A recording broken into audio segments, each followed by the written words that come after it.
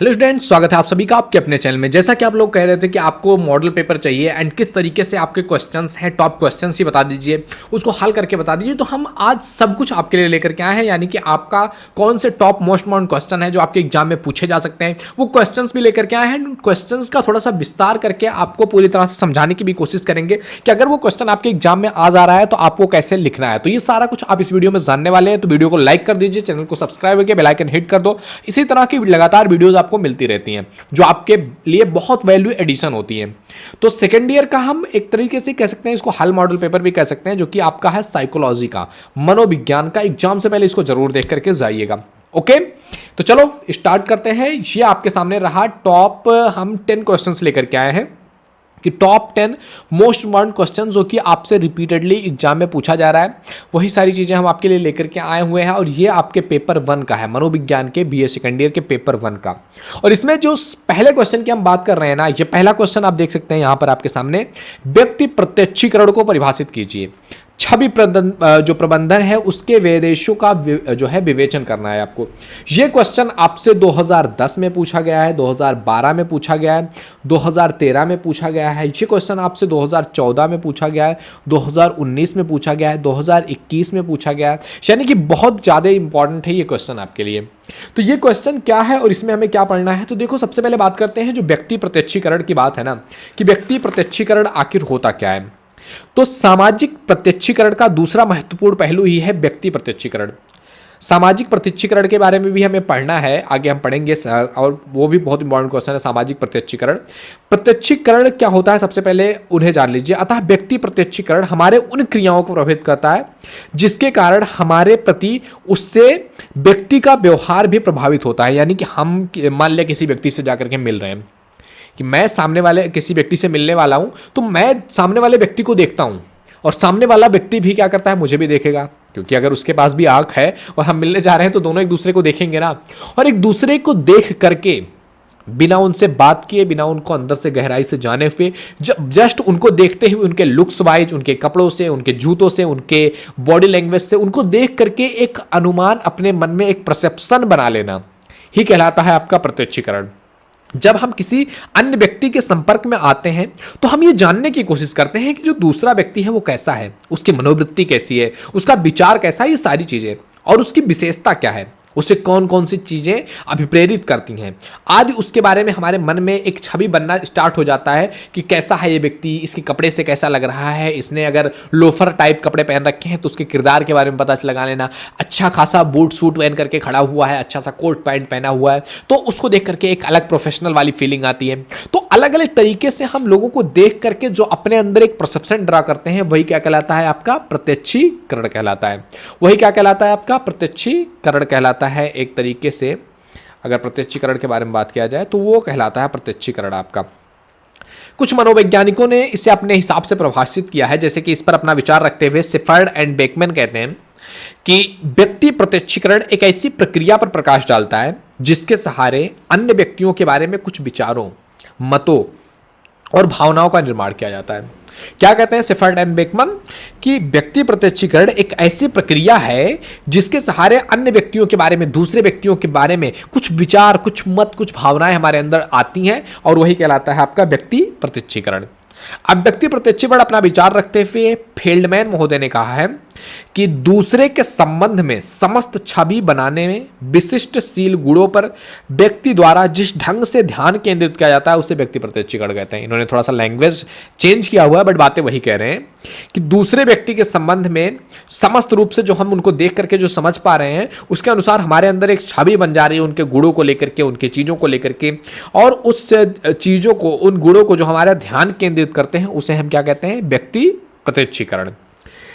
इस तरीके से इन परिभाषाओं का अगर हम विश्लेषण करें तो व्यक्ति प्रत्यक्षीकरण के स्वरूप पर हम कुछ महत्वपूर्ण चीज कह सकते हैं कि हाँ, ये व्यक्ति प्रत्यक्षीकरण है, ये व्यक्ति प्रत्यक्षीकरण है, ये हम कह सकते हैं। जैसे कि कुछ चीजें इसमें आती हैं। सबसे पहला अगर बात किया जाए तो व्यक्ति प्रत्यक्षीकरण में एक व्यक्ति दूसरे व्यक्ति का प्रत्यक्षीकरण करता है, ना कि वह किसी निर्जीव वस्तु का प्रत्यक्षीकरण करता है। यानी कि व्यक्ति प्रत्यक्षीकरण में क्या होता है कि अगर मैं प्रत्यक्षीकरण कर रहा हूं, फॉर एग्जाम्पल ये मैं हूं, अच्छा बना ना और ये दूसरा एक व्यक्ति है, इसके भी हाथ पैर, चलो ये व्यक्ति है और मैं एक व्यक्ति हूँ। मैंने इसको देखा और इसने मुझको देखा। अब इन दोनों को देख करके, मेरे कपड़ों को देख करके, इसके कपड़ों को देख करके ही हम एक दूसरे के प्रति क्या करेंगे, प्रत्यक्षीकरण स्थापित करेंगे। मैं कुछ सोचूंगा उसके बारे में, वो कुछ मेरे बारे में सोचेगा, तो ये कहलाएगा आपका व्यक्ति प्रत्यक्षीकरण। यानी कि जहां पर दोनों साइड से, ये भी मैन है, ये भी व्यक्ति है, और ये भी मैन एंड वोमेन दोनों हो सकते हैं। तो मैन एंड वोमेन मतलब कि ये भी जीव है और ये भी जीव है, तभी व्यक्ति प्रत्यक्षीकरण काम करता है। ये किसी निर्जीव चीज पर काम नहीं करता है कि जैसे मैं हूं और यहां पर मान लिया एक चेयर रखा हुआ है, एक चेयर या एक कुछ भी मतलब एक सामान रखा हुआ है, तो मैं अगर इसको देख रहा हूँ और इसको देख करके अपने मन में कुछ परसेप्शन बना रहा हूँ कि ये चेयर अच्छी है, ये चेयर खराब है, इस पे ये चीज़ है, वो चीज़ है, तो वो व्यक्ति प्रत्यक्षीकरण के अंतर्गत नहीं आएगा, क्योंकि सामने व्यक्ति नहीं है। जब दो व्यक्ति एक दूसरे को देखते हैं और उस पर अपना एक कंक्लूजन ड्रा करते हैं, एक परसेप्शन ड्रा करते हैं, तो वो कहलाता है आपका व्यक्ति प्रत्यक्षीकरण। ओके, दूसरा चीज इसमें यह है कि यह एक तरह का अंतर व्यक्तिक प्रत्यक्षीकरण होता है, क्योंकि एक व्यक्ति दूसरे व्यक्ति के बारे में छवि निर्माण करता है, तो दूसरा भी उसके बारे में कुछ सोचेगा। यानी कि अगर मैं सोच रहा हूं कुछ इसके बारे में, तो ये भी मेरे बारे में कुछ सोच रहा होगा। तीसरी चीज इसमें इंपॉर्टेंट है कि इसमें परिवर्तनशीलता और जटिलता का गुण पाया जाता है। कारण मूलतः जीवन के नई नई अनुभूति और मनोवैज्ञानिक कारण से होता है, जिसके बारे में स्वयं व्यक्ति को भी कुछ निष्कर्ष पर पहुंचना कठिन हो जाता है। यानी कि ये चीज़ें धीरे धीरे चेंज होती जाती हैं, क्योंकि कभी एक टाइम ऐसा रहा होगा जब हमें फटी जीन्स पहनने पर लोगों को लगता होगा कि कितना गरीब है, इसके पास तो जीन्स नहीं है, इसकी जीन्स फट गई है, इसके पास पैसे नहीं है कि ये अच्छा कपड़ा खरीद करके पहन सके। फटी जीन्स को अगर देखते आज से 10 साल पहले लोग, तो क्या सोचते, यही सोचते। लेकिन आज वही फटी जीन्स हमारी स्टैंडर्ड को दिखाती है कि हाँ इसके पास पैसा है, मतलब वो फटी हुई जीन्स भी आज एक तरह से क्या कर रही है, छवि अच्छा क्रिएट कर रही है, और वही चीज 10 साल पहले वो छवि खराब कर सकती थी। तो उसमें कह रहा है कि इसमें परिवर्तन होता रहता है, चेंजेस आते रहते हैं, हमें जीवन में देखने को मिलता है कि चेंजेस आते रहते हैं। काफ़ी कुछ लिखा गया है, तो इसको थोड़ा सा हटाया जाए, मिटाया जाए। Ink sorry eraser, where is the eraser, मिटेगा। चलो आगे देखते हैं। इसमें इस आप व्यक्ति प्रत्यक्षीकरण के बारे में समझ रहे हैं, आप बोलो तो पूरा अच्छे तरीके से समझाऊं या फिर थोड़ा सा ऐसे थोड़ा समझा करके ही ख़त्म कर देते हैं, जैसा आप लोग कहो। ओके, तो अगर इसके बारे में हम कुछ बात करें तो व्यक्ति प्रत्यक्षीकरण के कुल 6 तकनीकों के बारे में बात किया जाता है। व्यक्ति प्रत्यक्षीकरण में कौन कौन से 6 तकनीकों के बारे में बात किया जाता है। पहला आता है इसमें आपका आत्म प्रोन्नति। क्या आता है पहला आपका? आत्म प्रोन्नति। अच्छे तरीके से इस पर टाइप ही नहीं हो रहा है, बट आता है आपका, आप समझ लो यार, आत्म प्रोन्नति। आत्म प्रोन्नत क्या है? आत्म प्रोन्नत के उद्देश्य से प्रेरित व्यक्ति जो है वो पारस्परिक बातचीत में नेतृत्व करने का प्रयास करता है। साथ ही साथ वह अपनी संप्राप्तियों का वर्णन कर जो है अपनी प्रवीणता को सिद्ध करने का प्रयास करता है कि मैं इतना ज़्यादा सक्षम हूँ, इतना ज़्यादा बेहतर हूँ, या मेरे अंदर इतना ज़्यादा ज्ञान भरा हुआ है। तो अपने आप की, अपने आत्मा की, अपने अंतरात्मा को खुश करने की कोशिश करता है कि मतलब इतना बड़ा मैं ज्ञानी हूँ। और कभी कभी अपनी दुर्बलताओं को भी स्वीकार करता है। आत्म प्रोन्नति में क्या होता है कि हम कभी कभी अपनी कमियों को भी स्वीकार करते हैं, तभी हमारी आत्मा से प्रोन्नति हो सकता है। और उनके कौशलों का दावा करना अधिक विश्वसनीय बन जाता है। जब वो अपने जो है गलतियों को भी मानते हैं और अपनी अच्छाइयों को भी बताते हैं, तो वो एक व्यक्ति के जो एक दूसरे व्यक्ति के माइंड में आपका एक परसेप्शन बनेगा, वो पॉजिटिव बनेगा कि ये व्यक्ति केवल अपनी बातें ही नहीं कर रहा है, मेरी बातें भी सुन रहा है। तो इस तरीके से सामने वाले पर हमारा जो इम्पैक्ट पड़ेगा, परसेप्शन पड़ेगा, वो एक अलग तरीके से बढ़ सकता है। दूसरा आता है इसमें आपका चारण कला। चारण कला क्या है?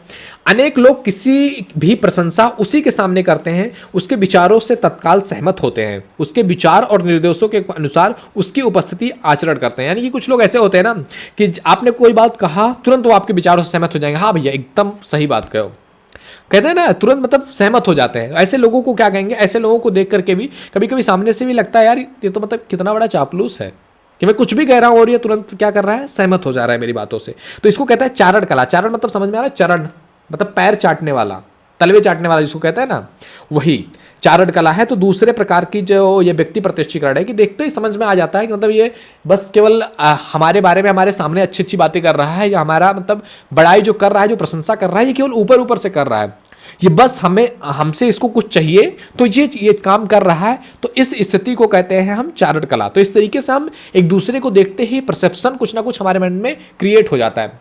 भले ही हो सकता है कि उस व्यक्ति को कभी कभी लगा हो सही में तुम्हारे बारे में सही बोल रहा हो, लेकिन जब वो उस चीज को एक्सटेंड कर देता है, बढ़ा देता है, बढ़ा चढ़ा करके बात करने लगता है, तो आपको लग जाता है कि हाँ ये बस फेक कर रहा है या फेक दिखावा कर रहा है। तीसरी चीज इसमें आती है आपकी भय उत्पादन। तीसरा जो व्यक्ति प्रत्यक्षीकरण का पार्ट है वो है भय उत्पादन। कभी कभी क्या होता है कि व्यक्ति की आवश्यकता होती है कि वह दूसरे व्यक्ति की दृष्टि में समर्थवान व्यक्ति के रूप में प्रत्यक्षीकरण किया जाए। इसके लिए व्यक्ति अपने शारीरिक, वस्त्र, अस्त्र शस्त्र, राजनीति आदि पहुंच का प्रयोग करता है। प्रायः माता पिता, अभिभावक या अधिकारी भय उत्पन्न कर बच्चों, छात्रों को अनुशासन में रखते हैं। इसके दूसरे जो है इसमें दूसरे प्रकार के व्यवहारों को नियंत्रण करके रखा जाता है, क्योंकि भयभीत करने वाले व्यक्ति की छवि आकर्षित नहीं बनती है। तो इसमें कहने का अर्थ है कि कभी कभी क्या होता है, एक व्यक्ति चाहता है कि मेरी ऐसी इमेज बन जाए कि लोग देख करके मुझसे डरे। क्या होता है ना, इससे जब आपने मूवीज देखी होगी तो विलन जो आते हैं पहले क्या करते हैं, दो चार को मार देते हैं, टपका देते हैं, उसके बाद सारे लोग शांत।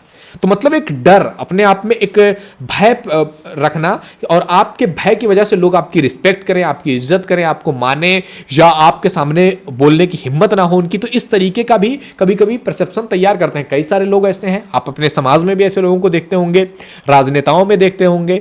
मतलब एक भय होता है उस व्यक्ति का कि उसके सामने कुछ भी उल्टा सीधा नहीं बोला जा सकता।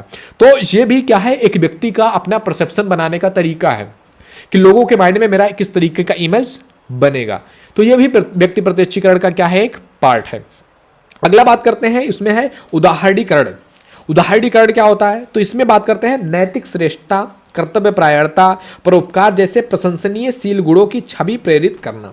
उद्देश्य से कभी कभी व्यक्ति उदाहरणीकरण, बेदेश, अपनापन आदि चीजों को दिखाने लगता है। यानी कि कभी कभी व्यक्ति क्या करते हैं कि अपने आप का एक ऐसा इमेज बनाना कि मैं बहुत अच्छा हूं, मैं बहुत दयालु हूं, या मैं दूसरों बहुत परोपकार वाला काम करता हूं, मेरे अंदर बहुत ज्यादा नैतिक गुण है। तो इस तरीके की लोग उसकी प्रशंसा करें, तो इस चीज का भी परसेप्शन बनाने की लोग कोशिश करते हैं कि लोग इस तरीके से मुझे समझें, और इसके लिए वो कभी कभी अच्छे काम भी करते हैं। यानी कि दिखाने के लिए, आपने देखा होगा बहुत सारी जगहों पर इस चीज को, कि बस दिखाने के लिए का अगर कोई टाइम आ गया ना कि बस कहीं पर अगर उनके कुछ भी देने से और चार लोगों में उनका नाम हो जा रहा है ना, तो भले उनके पास नहीं होगा फिर भी वो चीज़ दे देंगे। क्यों? क्योंकि उनको एक ऐसा इमेज परसेप्शन तैयार करना है जो कि क्या हो, उदाहरण लिया जाए कि हाँ भाई देखो ये इतना दानी है, या इतना अच्छा आदमी है, इतना अच्छे तरीके से बिहेव करते हैं। भले ही वो पीछे जाकर के तुमको कूट दें, लेकिन सामने एकदम अच्छे तरीके से बिहेव करेंगे। आपने देखा होगा ना वो धाकड़ न्यूज वाला, नेताजी को ले जाकर के साइड में कूट करके सामने लेकर के आता है, तो क्या है, क्या वाह नेताजी वाह, ताली बजवाता है, लेकिन साइड में ले आकर कूट देता है। तो मतलब क्या हुआ, एक इमेज जो सामने लोगों के बनाना है वो क्या, बस नेताजी की तारीफ कर रहे हैं, लेकिन बगल में ले आकर कूट दिया। तो ये भी उदाहरण, एक परसेप्शन तैयार किया जाता है। लोग चाहते हैं कि हमारे बारे में लोग अगर अच्छा सोचें तो उनको कुछ ना कुछ अच्छा तो दिखाना पड़ेगा, क्योंकि जो दिखता है वही बिकता है। जो दिखेगा लोगों को कि हाँ ऐसे हैं, तो बस वो परसेप्शन तैयार हो जाता है। आपने देखा होगा कई सारी पर्सनालिटी ऐसी हैं जिन्होंने बहुत कुछ गलत किया है, लेकिन उनके ऊपर एक मूवी बन जा रही है और उसमें एक अच्छा परसेप्शन दिखा दिया जाए तो लोगों का उनको देखने का नजरिया ही बदल जाता है।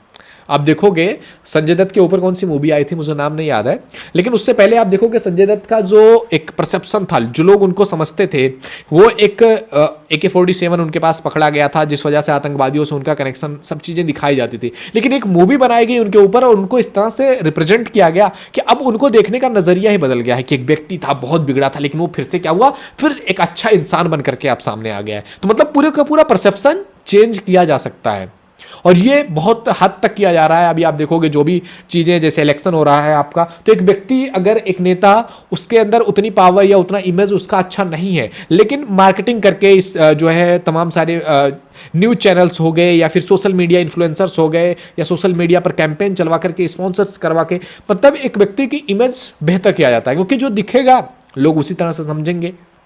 कोई भी चीज़ कितना भी अच्छा हो, अगर वो दिख नहीं रहा है तो वो नहीं दिखेगा। तो कभी कभी क्या होता है कि उदाहरणीकरण, अपने आप का एक एग्जाम्पल सेट करने के लिए अच्छे चीज़ें करना पड़ता है, जिससे कि व्यक्ति चाहता है अगर कि लोगों में उसकी ऐसी इमेज बने कि हाँ ये व्यक्ति बहुत अच्छा है, तो वो किया जा सकता है। ज़्यादा तो नहीं हो जा रहा है, क्योंकि अभी पहला ही क्वेश्चन हमारा चल रहा है एंड ऑलरेडी हो चुके हैं 20 मिनट, 20 मिनट नहीं हुए। ओके, तो इसमें अगला आता है आपका आत्म विकलांगता। कि अनेक बार क्या होता है कि व्यक्ति के क्रियाकलापों से असाध्य बाधाएं उत्पन्न हो जाती हैं और उस कार्य में सफल होने की संभावना क्षीण हो जाती है या असफल हो जाता है। इस संदर्भ में व्यक्ति क्या करता है, परिस्थितिजन्य बाधाओं के कारण अपनी असफलताओं को उत्पन्न बताता है। यानी कभी कभी क्या होता है, कोई व्यक्ति कुछ करना चाहता है और अगर वो नहीं हो पाता है तो कहता है मतलब ये इनकी वजह से नहीं हुआ, ये इस वजह से नहीं हुआ, ये प्रॉब्लम आ गया था मुझे, इस वजह से ये मेरा नहीं हो रहा है। तो मतलब क्या हुआ कि परसेप्शन, जो रिस्पॉन्सिबिलिटी एक होती है वो हमारे ऊपर ना आए, किसी और की वजह से हमारे साथ ये चीज़ हो गया है, ऐसा भी परसेप्शन तैयार करने की। और बहुत सारे लोगों का ये तरीका होता है, एक ब्लेम गेम होता है ना, कि ब्लेम गेम खेलते हैं कि मतलब मैं ठीक हूँ, मेरे वजह से कोई प्रॉब्लम नहीं है, ये हो गया या ये किसी पर्सन की वजह से, किसी की वजह से ये प्रॉब्लम हुआ है, ये गलत हुआ है, मैं असफल हुआ हूँ किसी और की वजह से, इसमें मेरा कुछ गलती नहीं है। तो ये भी एक परसेप्शन तैयार किया जाता है। अगली चीज़ है विनम्रता भाव, की मतलब कि इसका उपयोग लोगों में सहानुभूति पाने के लिए किया जाता है कि हाँ ये बहुत बड़े विनम्र आदमी है भाई, सबके साथ बहुत अच्छा करते हैं। जो इस विदेश में लोग अपनी किसी दुर्बलता को विज्ञापन करते हैं, और इसका उपयोग लोग उन स्थितियों में काम करते हैं जिनमें छवि प्रबंधन की अन्य तकनीकों का उपयोग करके अपने आप को सक्षम अनुभव करते हैं। यानी कि अगर कोई व्यक्ति है जो किसी के साथ कुछ गलत कर ही नहीं सकता, यानी कि आपके पास पावर ही नहीं है, तो आपको झुकना ही पड़ेगा ना। कि कई सारे लोग ऐसे होते हैं जो बस अच्छे इसलिए होते हैं क्योंकि वो गलत कर ही नहीं सकते ना, पावर ही नहीं है, शक्ति ही नहीं है, या उस लेवल के ही नहीं है, तो वो कहेंगे हाँ अच्छा काम करना चाहिए। अच्छे काम की या आपके विनम्रता की वैल्यू तभी होती है ना जब आपके अंदर पावर है, आप सब कुछ करने के लिए सक्षम हो, लेकिन फिर भी आप विनम्र हो, तो उस विनम्रता की वैल्यू होती है। अदरवाइज अगर आपके पास एक भी रुपया नहीं है, या आप कुछ ऐसा काम कर रहे हो जहां आप कुछ घोटाला कर ही नहीं सकते हो, अगर आप 300 रुपये पे जाकर के मजदूरी कर रहे हो, आप घोटाला नहीं कर पाओगे उसमें, तो कहो कि मतलब जो घोटाला करना गलत है, या घोटाला जो कर रहे हैं या बड़े बड़े उसमें, वो लोग बहुत बड़े पापी हैं और हम लोग ठीक हैं। लेकिन जब आपके पास वही सिचुएशन आपकी लाइफ में आए, और उस सिचुएशन पर, उस पावर में अगर आप है और आप उसमें ईमानदारी का रिप्रेजेंट करते हैं, अपनी ईमानदारी को प्रेजेंट करते हैं, तब वो समझ में आएगा कि हाँ आप ईमानदार हो। अब आपके पास कुछ है ही नहीं कुछ करने के लिए, तब तो ईमानदार रहना ही पड़ेगा, वो आपकी मजबूरी हो जाएगी। तो इसी तरीके से कहा जा रहा है कि विनम्रता भाव की भी तभी इंपॉर्टेंस है जब आप सबल हो, आप सक्षम हो, लेकिन फिर भी आपके अंदर वो शालीनता दिखाई दे, फिर वो आपकी विनम्रता में आता है। इसमें आत्मपरीक्षण आता है कि अपने आप को आंकना, अपने आप को देखना कि एक व्यक्ति के बारे में जब आप समझ रहे हो, अगर आप अपने बारे में जानते हो, अपने बारे में चीज़ें समझ पा रहे हो, तो लोगों के बारे में भी आप कुछ ना कुछ चीज़ें समझने लगते हो। तो ये सारा कुछ पार्ट है आपका जो पहला क्वेश्चन हम कवर कर रहे हैं, व्यक्ति प्रत्यक्षीकरण का। आगे बात करें, अगले क्वेश्चन की तरफ बढ़ते हैं। अगला क्वेश्चन आपका है, सामाजिकरण के प्रमुख अभिकर्ता कौन है? सामाजिकरण के प्रमुख अभिकर्ता कौन है, और प्रमुख जो क्रियात्मक चीजें हैं उसके बारे में बात करो, जो क्रियातंत्र है उसका वर्णन करो कि कैसे कैसे क्या चीज होती है। तो अगर हम बात करें सामाजिकरण के प्रमुख अभिकर्ताओं की, तो सबसे पहले सोशियोलॉजिस्ट का जो सामाजिकरण है, सामाजिकरण को हमने, अगर आपने सोशियोलॉजी पढ़ी होगी तो भी आपने देखा होगा कि सामाजिकरण आखिर होता क्या है। तो सामाजिकरण क्या है कि समाज, एक समाज में हम रह रहे हैं ना, किसी ना किसी समाज में हर व्यक्ति रह रहा है, तो उस समाज के अनुसार अपने आप को ढालना, उस समाज में कैसे रहना है इस चीज को समझना, यही कहलाता है आपका व्यक्ति प्रत्यक्षीकरण, सामाजिकरण कहलाता है कि मतलब समाज में कैसे रहना है, किस स्टेज में, कहां पर किस तरीके से बिहेव करना है, यह कहलाता है आपका क्या, सामाजिकरण। अब सामाजिकरण में आगे बढ़ते हैं। सामाजिकरण के प्रमुख अभिकर्ता कौन कौन से हैं, प्रमुख क्रियातंत्र क्या है, उसके बारे में बात करते हैं। तो इसके बारे में सबसे पहले अगर आपको सामाजिकरण समझना है, तो आप अगर सोशियोलॉजी मेरा देखना चाहो तो आप वहां पर भी विजिट कर सकते हो, कि मतलब समाज के बारे में जानना ही सोशियोलॉजी है, इसी मतलब समाजीकरण है। अब इसी पर विचार रखते हुए कई सारे विद्वान, क्योंकि जब भी आपको उत्तर लिखना होगा ना, तो सबसे पहले आपको अपना विचार रखना होगा कि व्हाट इज सोशियोलॉजिएशन, समाजीकरण क्या है, इस पर आप अपना विचार रखते हो कि समाजीकरण समाज में जीने का, रहने का, समाज में किस सिचुएशन में कैसा बिहेव करना है, उसको सीखना ही हमारा समाजीकरण कहलाता है। एंड इसके बाद आपको क्या करना होगा, कुछ विद्वानों के स्टेटमेंट देने होंगे, कम से कम 2 विद्वानों का आपको स्टेटमेंट तो देना ही होगा, क्योंकि ये चीजें इंपैक्ट करती हैं कि हाँ आपने पढ़ाई किया हुआ है। तो जैसे कि इसमें कुछ विद्वान है, जैसे इसमें नाम आता है, सबसे पहला नाम आता है आपका सिकर्ट और बैकमैन का। सिकर्ट और बैकमैन का इसमें नाम आता है, और ये कहते हैं कि अभी सामाजिकरण एक ऐसी अंतःक्रियात्मक प्रक्रिया को कहा जाता है जिसमें व्यक्ति का व्यवहार उन समूहों के सदस्यों की प्रत्याशाओं के अनुकूल परिवर्तित हो जाता है जिसका वह सदस्य है। यानी कि सामाजिकरण क्या है कि एक व्यक्ति का जो बिहेवियर है वो जिस समूह में रह रहा है, जिस समाज में रह रहा है, उस समाज के अकॉर्डिंग उसका बिहेवियर चेंज हो जाए, वो उस समाज के अनुकूल हो जाए, यही कहलाता है आपका सामाजिकरण। इसी पर अपना विचार रखते हुए किम्बाल यंग महोदय क्या कहते हैं? किम्बाल यंग कहते हैं कि सामाजिकरण व्यक्ति का सामाजिक और सांस्कृतिक दुनिया से परिचय कराने और उसे समाज और उसके विभिन्न समूहों में एक सहभागी सदस्य बनाने तथा उस समाज के मानकों और मूल्यों को स्वीकार करने वाली प्रक्रिया है। क्या कह रहा है कि सामाजिकरण व्यक्ति और सामाजिक व्यक्ति का एक व्यक्ति है, उसका सामाजिकरण, सामाजिक रूप में उसको लाना, संस्कृति के बारे में समझना, कल्चर के बारे में समझना, और सामाजिकरण को का जो है मानक क्या है, जो मूल्य है, उन मूल्यों को स्वीकार करें, मानकों को स्वीकार करें, सामाजिकरण, समाज को स्वीकार करें, संस्कृति को स्वीकार करें और उसके अनुकूल अपने आप को ढाल ले, अपने व्यवहार को ढाल ले, तो यही कहलाता है आपका क्या? सामाजिकरण। तो ये चीजें तो हमने समझ लिया कि सोशियोलाइजेशन क्या है, सामाजिकरण क्या है। अब हमें इसमें जो पढ़ना है, जो मेन रूप से हमें पढ़ना है, वो क्या है? प्रमुख अभिकर्ता के बारे में लिखना है। तो सबसे पहले आप लिखेंगे सोशियोलॉजी, सामाजिकरण क्या है, सोशियोलाइजेशन क्या है, उस पर आप अपना विचार रखोगे, विद्वानों के विचार रखोगे। इसके बाद आगे का क्वेश्चन करोगे क्या कि जो एजेंट्स ऑफ सोशियोलाइजेशन, यानी कि सामाजिकरण के अभिकर्ता। एजेंट्स आप समझ पा रहे हैं ना, किसी चीज के कोई एजेंट होता है, मतलब कि वो चीज करवाने वाला। जैसे होते हैं ना, टिकट निकालने के लिए टिकट का एजेंट होता है, फ्लाइट का आपको बुकिंग करवाना है उसका एजेंट होता है। तो हर एक चीज़ का मतलब कि वो काम करवा के आपको दे रहा है। तो सामाजिकरण कैसे होगा? कुछ तो लोग होंगे, तो सामाजिकरण का जो जो चीज़ें सामाजिकरण करने में हेल्प करती हैं वो कहलाता है आपका सामाजिकरण के अभिकर्ता। अब आगे हम जानने वाले हैं सामाजिकरण के अभिकर्ता कौन कौन से हैं। वीडियो में बने रहिए। ये वीडियो अगर आपने देख लिया तो मतलब ये सारे क्वेश्चंस आपके कंप्लीट ही होते रहेंगे एक तरह से। अब अगर हम बात करें अभिकर्ताओं के बारे में कि समाजशास्त्र के अभिकर्ता कौन कौन से हैं, सामाजिकरण के अभिकर्ता कौन कौन से हैं, तो इसमें सबसे पहला जो चीज आता है, सबसे पहला नाम आता है आपकी फैमिली। कौन आता है सबसे पहली बार? आपकी फैमिली, परिवार। क्योंकि परिवार जो होता है ना, वो आपसे बहुत ज्यादा कनेक्टेड होता है, आपके बहुत ज्यादा पास होता है। और ये अगर समूहों के बारे में बात किया जाए, जैसे समाजशास्त्र में कई समूहों के बारे में बात किया गया है, प्राथमिक समूह के बारे में बात किया गया है, द्वितीयक समूह के बारे में बात किया गया है, तो हमारा जो फैमिली है वो हमारा प्राथमिक समूह है। सामाजिकरण में परिवार का एक जो महत्व है ना, वो कोई दूसरा कर ही नहीं सकता। उसको अद्वितीय भी कहा जा सकता है कि मतलब उसके जैसा आपका सामाजिकरण, कि आपको समाज में कैसे रहना है, कैसे बिहेव करना है, वो आपकी फैमिली से बेटर कोई आपको सिखा नहीं पाएगा। यानी कि जो भी चीजें आपने अपनी फैमिली से सीखी होगी ना, वो काफी हद तक आपके माइंड में वो चीज घुसी रहती है। तो अतः इसके सदस्य, जैसे कि आपके फैमिली में कौन कौन सदस्य हो सकते हैं? आपके पेरेंट्स हो सकते हैं, माता पिता, आपके कौन हो सकते हैं? मदर एंड आपके फादर हो सकते हैं, आपके भाई बहन, चाचा चाची आदि में घनिष्ठ सामान्य होता है। इसमें इनके बीच में आपका दुलार, आपका प्यार, सहयोग, इन सभी की भावनाएं बहुत ज़्यादा होती हैं। इन सबका प्रभाव बच्चों के सामाजिकरण पर बहुत अधिक पड़ता है कि समाज में उनको कैसे रहना है। उनको जिस तरीके से उनकी फैमिली में एक रिस्पॉन्स दिखाई देता है ना, बच्चा उसी तरीके से वो बाहर जाकर के भी रिस्पॉन्ड करता है। अगर फैमिली में ज़्यादातर मार लड़ाई झगड़े होते रहते हैं तो बच्चा बाहर भी उसी तरीके से रहता है, तो उसके अंदर एक मतलब मनोवृत्ति ही हो जाती है। इस पर बहुत सारे विद्वान हैं विचार देते हुए, इस पर अपना विचार रखते हुए डी एंटोनियो ने कहा हुआ है कि संस्कृति और सामाजिक क्रम में सार तत्वों को बच्चों का पढ़ाने की और उनके व्यक्तिगत विकास को निर्देशन करने की जवाबदेही हमेशा परिवार पर ही होती है। कि एक फैमिली एक बच्चे को किस तरह बनाना चाहता है, कि ज्यादा से ज्यादा मैक्सिमम जो जिम्मेदारी है वो किसकी है? फैमिली की है। समाज मनोवैज्ञानिकी की सहमत इस बात पर है कि जिन माता पिता द्वारा बच्चों के प्रति हार्दिकता दिखाई जाती है, उनके बच्चे में सामाजिक गुणों और व्यवहारों का विकास नहीं होता है। यानी कि कह रहा है कि जिनमें जो है माता पिता के द्वारा बच्चों के प्रति बहुत ज्यादा मतलब एकदम बच्चों को लेकर के होते हैं ना, कुछ माँ बाप बहुत ज्यादा कॉन्शियस होते हैं, मतलब उसको जमीन तक पे उतरने नहीं देते हैं, उसको लेकर के हमेशा उसके पीछे पीछे चलते रहते हैं। तो उसमें एक सामाजिकरण नहीं हो पाता है, क्योंकि वो समाज तक पहुंच ही नहीं पाता है। तो वही कह रहा है सामाजिक गुणों का विकास नहीं हो पाता है। परंतु सामाजिकरण के लिए सिर्फ माता पिता का प्यार और स्नेह की आवश्यकता ही नहीं होती। मतलब अगर बच्चे को, अगर आपको रियल में सक्षम बनाना है ना, तो हमेशा आप उसके पीछे पीछे चलोगे या उसको अपने पल्लू से बांध करके अगर मां चले तो बच्चा नहीं कर पाएगा जिंदगी में कुछ।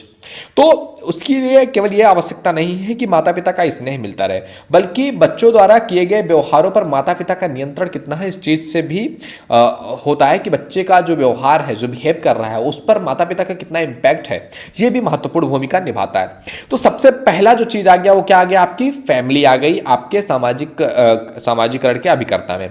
दूसरा आता है, आप अपने फैमिली से, अपने माता पिता से बाहर निकलते हैं तो कहां पर जाते हैं? अपने साथियों में, अपने दोस्तों में, अपने फ्रेंड्स में। तो आपके दोस्त जैसे होंगे, आपके फ्रेंड्स का जो समूह होगा वो भी बहुत बड़ा भूमिका निभाएगा आपकी मानसिकता बनाने में, आपको सामाजिकरण के रास्ते पर ले जाने में। तो सामाजिकरण के प्रमुख निर्धारक के रूप में परिवार के बाद दोस्तों का दूसरा स्थान आता है। जब बच्चा थोड़ा थोड़ा बड़ा होता है तो अपने समान के उम्र वाले बच्चों के साथ एक टोली बनाता है, और यह टोली भिन्न भिन्न परिवार के बच्चों की होती है। यानी कि जो टोली बनेगा, आपने आसपास के लोगों के साथ जाएगा तो परिवार, रिलीजन अलग हो सकता है, फैमिलीज का कल्चर अलग हो सकता है, उनकी सोच अलग हो सकती है, उनका स्टैंडर्ड अलग हो सकता है। तो बच्चा जाता है और भिन्न भिन्न टाइप्स के परिवारों के साथ अपनी दोस्ती बढ़ाता है और उसकी टोली बनती है। इस उम्र की टोली में एक बच्चा दूसरे बच्चे पर अधिक ध्यान देता है कि ये कैसा कर रहा है। अगर कुछ अलग उसको दिखा तो वो पूछेगा भी, ये तू क्यों कर रहा है, ऐसा करने के पीछे रीजन क्या है, क्यों करना चाहिए, क्या मुझे भी करना चाहिए। मतलब उसके दिमाग में 50 तरह की चीजें आ रही होंगी, तथा उसका अनुमोदन प्राप्त करने की कोशिश करता है, जिससे सामाजिक सहयोग की भावना जागृत होती है। और स्कूल की टोली के बच्चों को लोकतांत्रिक होना सिखाया जाता है। स्कूल की टोली जो होती है, आप एक फैमिली, एक स्कूल है, स्कूल में अलग अलग फैमिलीज के बच्चे आएंगे, अलग अलग रिलीजन के बच्चे आएंगे, अलग कास्ट के बच्चे आएंगे, अलग अलग तरीके का बिहेवियर वाले बच्चे आएंगे। लेकिन जब वो एक क्लास में बैठते हैं तो पूरा क्लास क्या होता है, अगर क्लास फर्स्ट के बच्चे हैं तो पूरा क्लास क्या है, क्लास फर्स्ट है। तो इससे एक लोकतांत्रिक भावना आती है। जैसे हमारा देश है लोकतंत्र ना, अलग अलग धर्म के लोग हैं, अलग जाति के लोग हैं, अलग मानसिकता के लोग हैं, लेकिन फिर भी देश एक है। तो उसी तरह की जो एक लोकतांत्रिकता की भावना क्या होती है, आती है। एक दूसरे के साथ उनमें सहयोग की भावना उत्पन्न करके अपनी योग्यताओं और क्षमताओं को बढ़ाते हैं। तो पहला हो गया फैमिली, और दूसरा हो गया क्या, उसके फ्रेंड्स। ओके, और तीसरा चीज क्या होता है, उसका स्कूल। जैसे ही थोड़ा सा बच्चा बड़ा होता है, फ्रेंड्स के पास जाता है, उसके बाद क्या होता है, उसको भेज दिया जाता है कहाँ पर, स्कूल में। अब स्कूल में बच्चे का बहुत बड़ी जिम्मेदारी हो जाती है। इसको स्कूल में मनोवैज्ञानिकों का मत है कि स्कूल सिर्फ बच्चों को शिक्षा ही नहीं देता है। जो मनोवैज्ञानिक हैं वो कहते हैं जो एक स्कूल है ना, एक स्कूल में बच्चा जा रहा है तो ये स्कूल केवल बच्चे को एजुकेशन ही नहीं दे रहा है, शिक्षा ही नहीं दे रहा है, बल्कि सामाजिक मूल्यों, संज्ञानों, मानकों के बारे में बता करके बच्चों में सामाजिकरण का बीज बोता है कि समाज में कैसे रहना है, कैसे एक दूसरे के साथ प्रेम से रहना है। वो बहुत सारा एस्पेक्ट समाज का स्कूल से बच्चा सीखता है, अपने टीचर्स से सीखता है, उनके बिहेवियर को देख करके सीखता है। तो ये सारी चीजें भी स्कूल में उसको मिलती हैं। सामाजिकरण का बीज जब बच्चा के मन में स्कूल में द्वारा बो दिया जाता है तो स्कूल में शिक्षक की भूमिका बहुत महत्वपूर्ण हो जाती है। जैसे कि मैंने बताया आपको कि बहुत इंपॉर्टेंट हो जाता है शिक्षक का रोल। बच्चों के साथ स्नेह के साथ किस तरह से वो कर रहा है, किस तरह से अपना परफॉर्म कर रहा है बच्चे के सामने, तो इससे बच्चों में प्रोत्साहन और उत्साह उत्पन्न होता है और बच्चों में सांवेगिक और सामाजिक समायोजन करने की क्षमता आती है। परंतु अगर शिक्षक जो है वो कुसुमायोगित हो, यानी कि उसमें योग्यता ना हो, तो बच्चों का सामाजिकरण की जो प्रक्रिया है ना बहुत धीमी पड़ जाती है। क्योंकि बच्चा अपने टीचर को ना हमेशा रोल मॉडल मानता है कि मेरी मैम ने ऐसा कह दिया है ना, दैट्स ओके। आपने देखा होगा कई बार अपने घर में बच्चों को कि मैम ने अगर पढ़ा दिया ए फॉर एप्पल, तो ए फॉर केवल एप्पल हो सकता है, ए फॉर एरोप्लेन बोलेंगे गलत है, आप गलत बता रहे हो। हमारी मैम ने कहा है, हमारी मिस ने कहा है कि ए फॉर एप्पल होता है तो ए फॉर एप्पल ही होगा। बी फॉर बैट बता दिया तो बी फॉर बैट ही होगा, बी फॉर बॉल नहीं हो सकता है। ओके, तो बच्चों पर टीचर्स का बहुत बड़ा इंपैक्ट पड़ता है। तो टीचर्स योग्य होना एक स्कूल की बहुत बड़ी जिम्मेदारी के अंतर्गत आ जाता है। आगे बढ़े, अगला चीज, स्कूल के बाद चौथी चीज आ जाती है आपका क्या, आस पड़ोस। क्या, पास पड़ोस। आपका पास पड़ोस कैसा है कि कहते हैं ना, जिस इन्वायरमेंट में आप रहते हैं आपका माइंडसेट, आपकी बोलचाल, आपकी हाव भाव सब कुछ बदल जाता है। कहते हैं अगर आपके 5 दोस्त ना, आपके आसपास रहने वाले 5 लोग अगर जिस तरीके से हैं, आप भी छठे वैसे ही होने वाले हो। अगर आपके आसपास 5 मिलीनियर है ना, छठे मिलीनियर आप होने वाले हो। अगर आपके पास 4-5 शराब पीने वाले दोस्त हैं ना, तो आप भी अगले शराबी ही होने वाले हो। तो आपके एनवायरनमेंट का बहुत फर्क पड़ता है। तो पास पड़ोस के व्यक्तियों के संपर्क में आने से बच्चा जो है नए नए व्यवहारों को सीखता है। इसके द्वारा भिन्न भिन्न प्रकार के सामाजिक समस्याओं पर विचार करता है, जिससे व्यक्ति नए नए आदर्शों से परिचित होता है और उससे अपने व्यक्तित्व में समावेश कर लेता है, जिससे सामाजिकरण तेजी से होता है और सामाजिक गुणों का विकास भी होता है। अब इसके बाद आ जाता है आपके आस पड़ोस के बाद बात करें तो जाति धर्म आ जाता है, आपका रिलीजन आ जाता है कि रिलीजन किस तरीके से इंपैक्ट कर रहा है।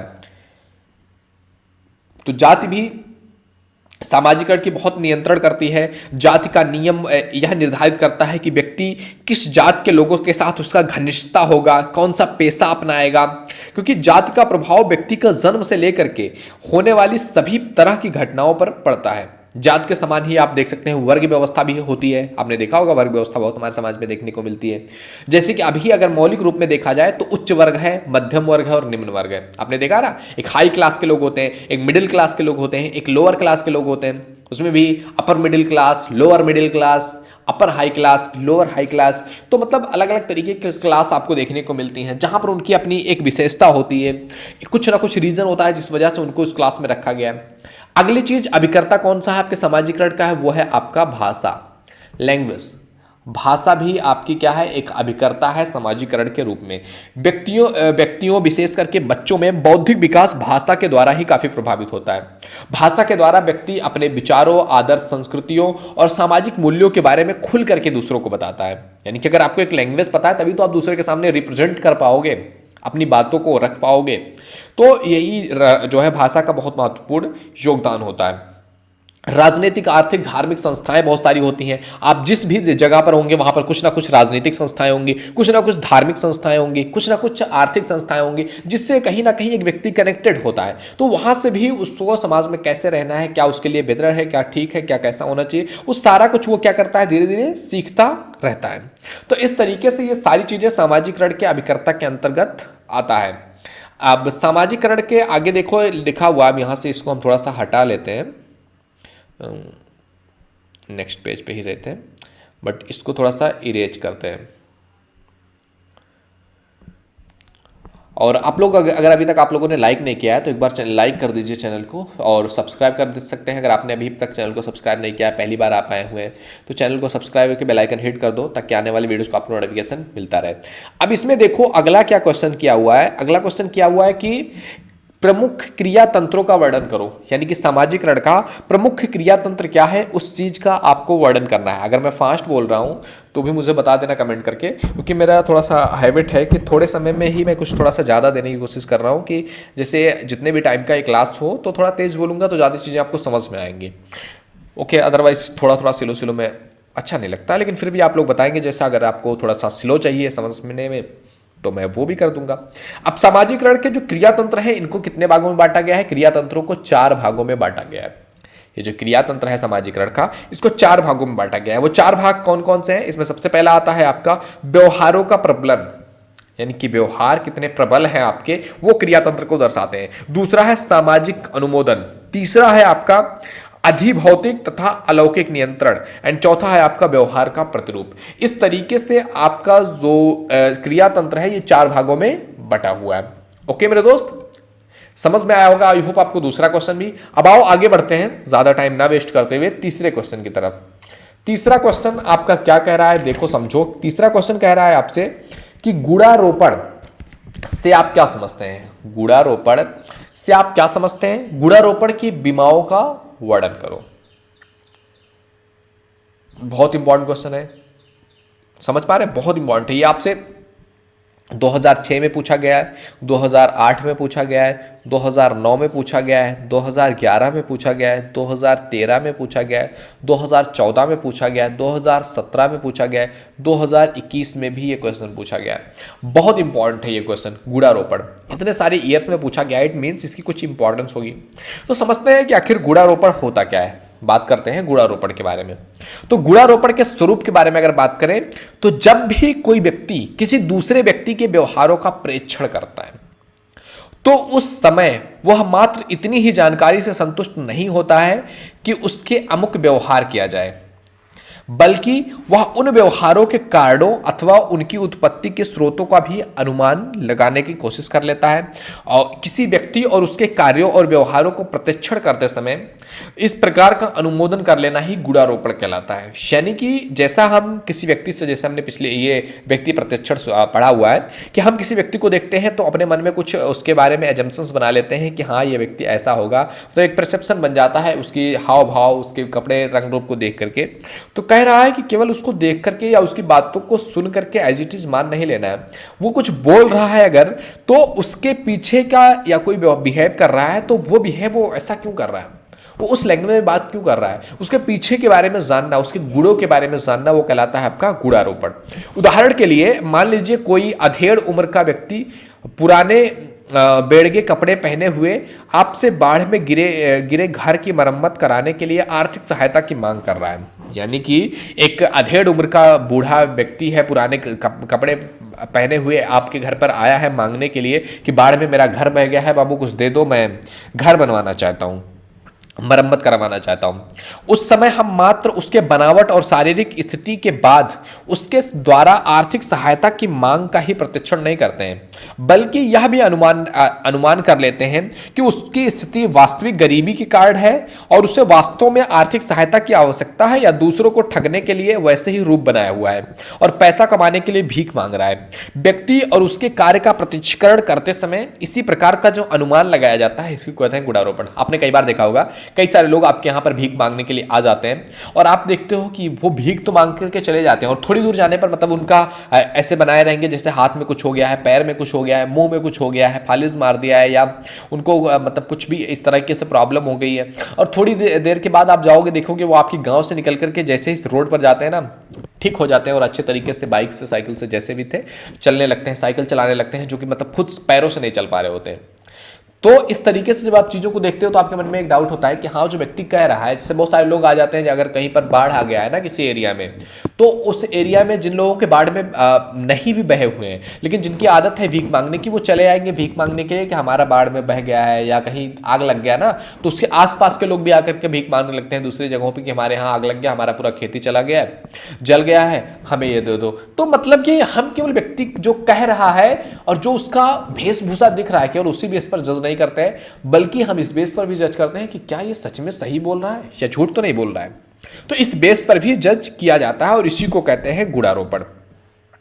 तो इस तरीके से आपको परिभाषा देनी होगी जब आपसे क्वेश्चन पूछा जाएगा, एंड इसके बाद आपको विद्वानों का स्टेटमेंट देना होगा कि इस चीज पर विद्वान क्या कहते हैं। अब इस पर विद्वान जो है वो है फेल्डमैन। फेल्डमैन ने कहा हुआ है कि दूसरे लोगों के व्यवहारों के कारणों को समझना और उसके बारे में निर्णय लेना ही गुणारोपण कहलाता है। कि दूसरे लोग जो व्यवहार कर रहे हैं वो क्यों कर रहे हैं, व्यवहार के पीछे कारण क्या है, उस चीज को समझना और उसके बारे में एक निर्णय लेना कि हाँ ये चीज सही है गलत है, वो कहलाता है आपका गुणारोपण।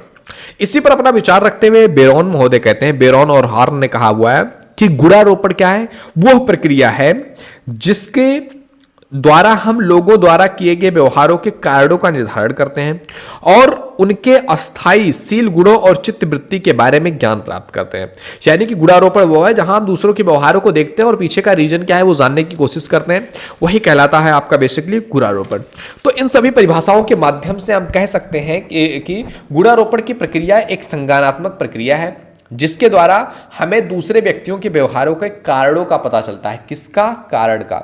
यह बहुत इंपॉर्टेंट चीज है गुणारोपण में, कारण, कि जो व्यवहार कर रहा है, जो हमें दिख रहा है, उसके पीछे रीजन क्या है वो जान लेना ही क्या कहलाता है, आपका गुणारोपण कहलाता है। ओके, अब बात करते हैं गुणारोपण की बीमाओं की। आगे बात किया हुआ है गुणारोपण से आप क्या समझते हैं वो चीज हमने समझ लिया। अब इसकी बीमाओं के बारे में बात करना है। तो गुणारोपण की बीमाओं के बारे में बात करें तो सामाजिक व्यवहारों के संदर्भ में गुणारोपण एक अत्यंत महत्वपूर्ण संज्ञानात्मक प्रक्रम है और इस प्रक्रम में घटित होने के लिए 3 अवयवों की उपस्थिति बहुत इंपॉर्टेंट है। पहला प्रेक्षक, दूसरा कर्ता और तीसरा कर्ता की क्रियाएं। प्रेक्षक मतलब कि जैसे कि जो व्यक्ति भीख मांगने आया हुआ है वो हमारे घर पर आएगा तो हम उसको देखेंगे तो हम कौन है? प्रेक्षक। और जो व्यक्ति भीख मांगने आया है वो क्या है? कर्ता। और तीसरा है आपकी कर्ता की क्रियाएं, कि वो कर्ता क्या मतलब किस तरह से एक्शन कर रहा है या वो कौन कौन सी चीज के बारे में बात कर रहा है, तो वो कहलाएगा उसकी क्रियाएं। तो ये 3 चीज बहुत इंपॉर्टेंट है। प्रेक्षक से तात्पर्य उस व्यक्ति से है जो कर्ता द्वारा संपन्न की गई क्रियाओं और उनसे उत्पन्न परिणामों का प्रेक्षण करता है, जैसा कि मैंने आपको बताया।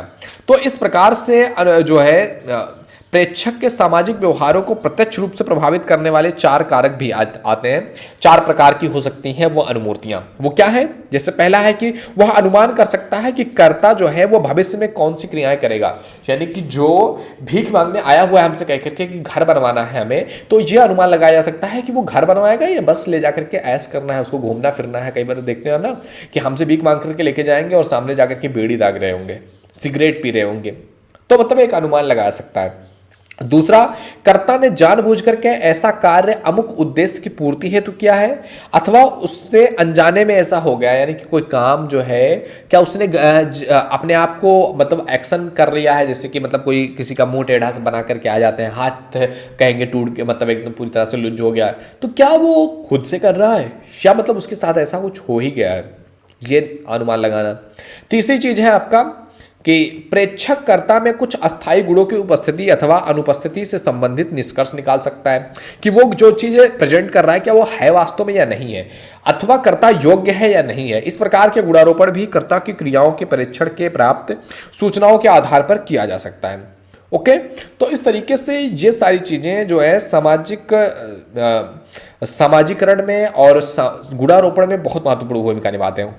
उदाहरण के लिए अगर बात किया जाए, यदि कोई नौसिखिया पहली बार बंदूक से सही निशाना लगा दे तो इसका कारण मात्र संयोग या भाग्य को मानना चाहिए, क्योंकि इरादा होते हुए भी यदि करता निशाना लगाने में सक्षम नहीं था। यानी कि अगर आप जाओ और आपने गन लिया और निशाना लगाने लगे और लग गया आपका निशाना, तो ये जरूरी थोड़ी ना कि आप निशानेबाज हो, वो तुक्का था, लग गया। अगर आप जाओगे दोबारा निशाना लगाने नहीं लगेगा। तो ये सारी चीजें हैं। सामाजिक व्यवहारों को समझने में गुणारोपण प्रक्रम का जो है दिशा दूसरे व्यक्तियों द्वारा किए गए व्यवहार के कारणों के संज्ञानों पर निर्भर करता है कि दूसरा व्यक्ति कैसा बिहेवियर करेगा, उसी के आधार पर तो हम अनुमान लगा पाएंगे कि ऐसा है या ऐसा नहीं है। तो जो व्यक्ति दूसरा करेगा उसके व्यक्ति के व्यवहारों के द्वारा ही हम अनुमान लगा सकते हैं।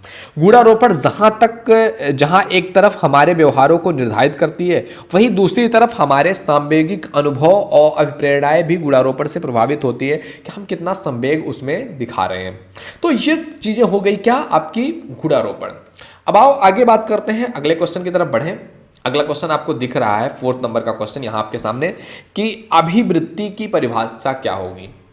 अभिवृत्ति को आपको क्या करना है, परिभाषित करना है, और अभिवृत्ति निर्माण में संज्ञानात्मक प्रक्रियाओं का विवेचन करना है कि कौन कौन सी चीजें हैं जो अभिवृत्ति को प्रभावित करती हैं, कौन सी ऐसी चीजें हैं जो अभिवृत्ति को क्या कर रही हैं, प्रभावित कर रही हैं। ये क्वेश्चन भी आपके लिए बहुत इंपॉर्टेंट है मेरे दोस्त, तो वीडियो में अंत तक बने रहिए। एक क्वेश्चन हो जा रहा है तो लाइक कर दिया कीजिए, शेयर अपने दोस्तों में ज़रूर कीजिए जिससे कि उनकी भी काफ़ी हेल्प हो सके। ओके दोस्त, तो आओ देखते हैं इस अगले क्वेश्चन की तरफ। चौथा क्वेश्चन जो आपको दिख रहा है अभिवृत्ति, ये भी बहुत इंपॉर्टेंट है। ये आपसे 2006 में पूछा गया है, 2010 में पूछा गया है, 2014 में पूछा गया है, 2017 में पूछा गया है, 2019 में पूछा गया है और 21 में भी पूछा गया है। मतलब आप देख रहे हो ना कितना इंपॉर्टेंट ये क्वेश्चन आपके लिए होने वाला है। तो सबसे पहले बात करते हैं meaning and definition of attitude. अभिवृत्ति को कहते हैं एटीट्यूड। तो इसकी अभिवृत्ति का जो एटीट्यूड का मीनिंग बात करें तो साधारण अर्थ में अभिवृत्ति के मन की एक विशिष्ट दशा होती है। अभिवृत्ति जो है वो क्या है, मन की एक विशिष्ट दशा है जिसके द्वारा वह समाज की विभिन्न परिस्थितियों, वस्तुओं, व्यक्तियों आदि के प्रति अपने विचार या मनोभाव को क्या करता है, प्रकट करता है। एक व्यक्ति किस तरीके से अपने मन में विचार रखता है लोगों के प्रति, समाज के बारे में, वो कहलाता है आपका एटीट्यूड, कि आपका रवैया कैसा है समाज को देख करके। ऊंची जात के लोग हरिजन के लिए विशिष्ट विचार रखते हैं। बाल विवाह, विधवा विवाह आदि के बारे में जो लोग जो है मनोभेद रखते हैं उसे अभिवृत्ति कहते हैं। मतलब आपका पॉइंट ऑफ व्यू क्या है, एक एटीट्यूड, एक रवैया आपका क्या है। समाज मनोविज्ञान में अभिवृत्ति से जो भी अर्थ लगाया जाता है वह साधारण अर्थ में कहीं अधिक वैज्ञानिक, निश्चित एवं वस्तुनिष्ठ है।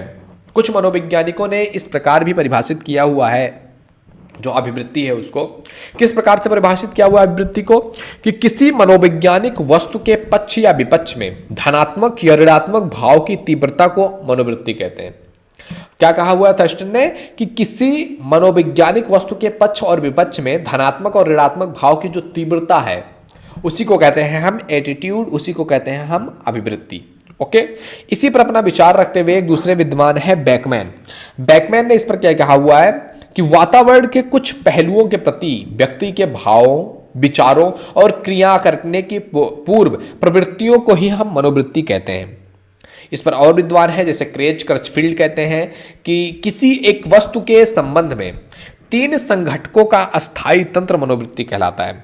ओके, तो इस तरीके से निष्कर्ष ये निकलता है कि मनोवृत्ति जो है वो 3 संघटकों अर्थात संज्ञानात्मक संघटक, भावात्मक संघटक और व्यवहारात्मक संघटक का एक जो है संगठित क्या है, अस्थायी तंत्र है। मतलब एक साथ ये तीनों एक दो तीन, जो एक पहला क्या है आपका, हमने अभी बात किया हुआ है आपसे कि पहला है आपका संगठन जो है, जो संगठनात्मक, आपका संज्ञानात्मक संगठन, भावात्मक संगठन, और आपका तीसरा क्या हो जा रहा है इसमें, व्यवहारात्मक संगठन। ये तीनों में मतलब क्या रिलेशन है, कितना इंपॉर्टेंस है, ये चीज़ है आपका मनोवृत्ति, अभिवृत्ति।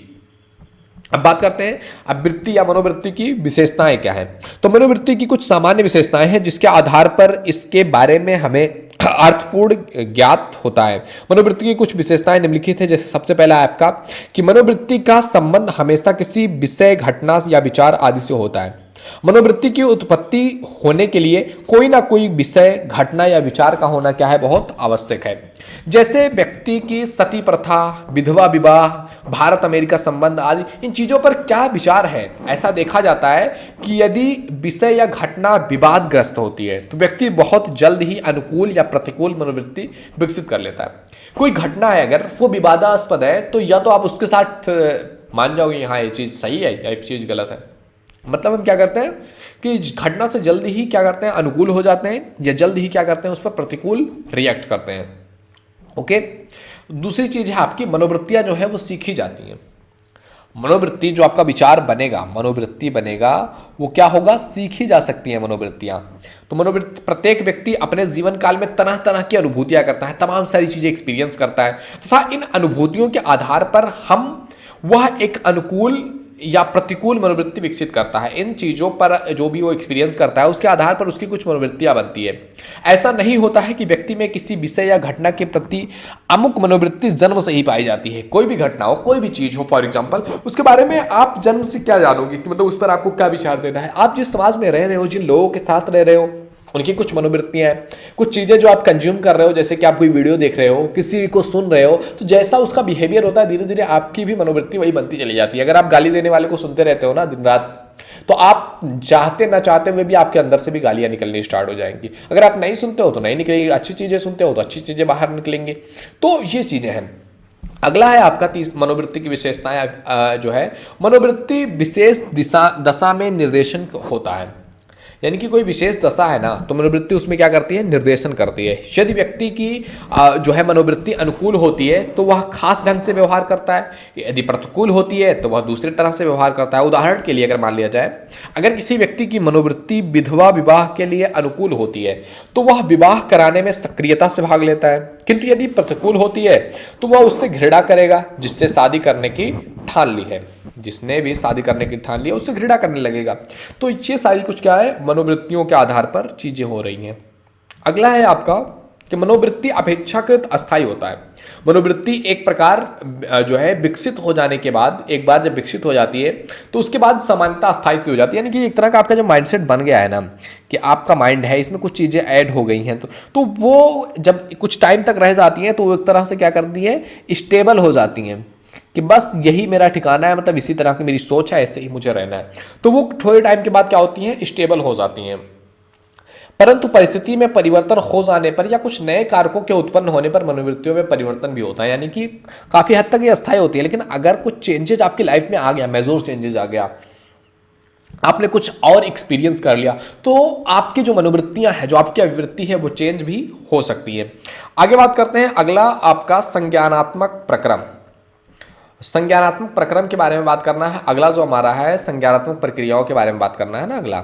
तो बात करते हैं, अभिवृत्ति का निर्माण सूचनाओं द्वारा होता है जो उस परिस्थिति या उद्दीपक के संबंध में प्राप्त होते हैं। ये सूचनाएं प्रत्यक्ष रूप से उस व्यक्ति के प्रति भाव विकसित करती है, जिनके आधार पर व्यक्ति अभिवृत्ति निर्मित करता है। इन सूचनाओं से जुड़े बहुत से प्रश्नों का उत्तर नहीं मिला, जैसे कि अभिवृत्ति वस्तु के प्रति प्रारंभिक विचार कहाँ से उत्पन्न होता है, ये विचार किस प्रकार आपस में एक साथ जुड़े हुए होते हैं।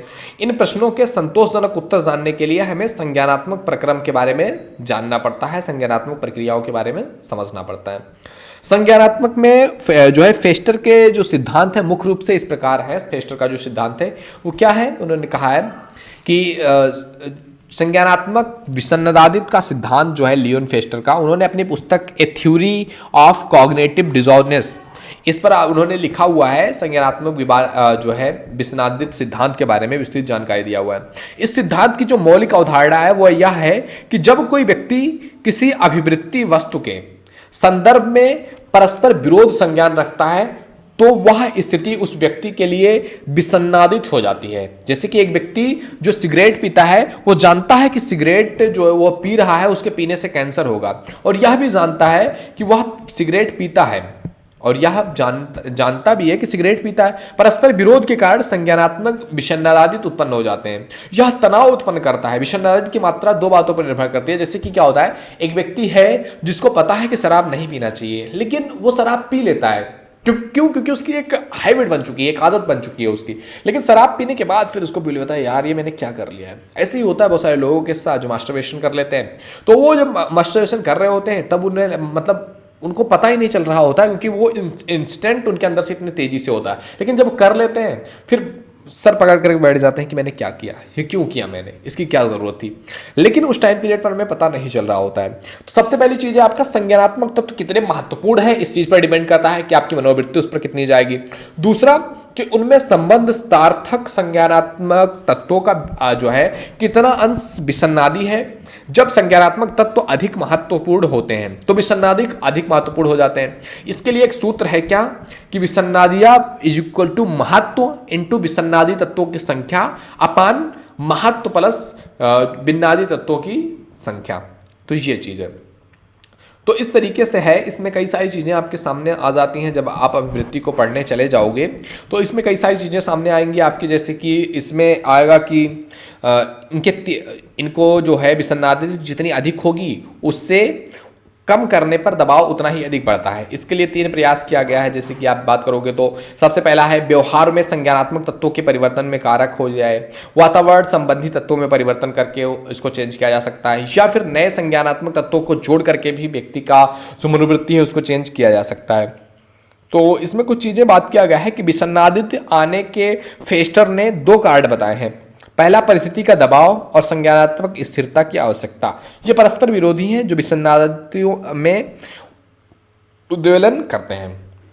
इसके लिए उदाहरण यह है कि पहली दशा यह है कि संज्ञान नंबर 1 होगा कि मैं उनमें विश्वास करता हूं सापेक्षिक, और दूसरा संज्ञान क्या होगा, मैंने कहा कि मैं में इसलिए विश्वास नहीं करता क्योंकि मुझे लाभ है।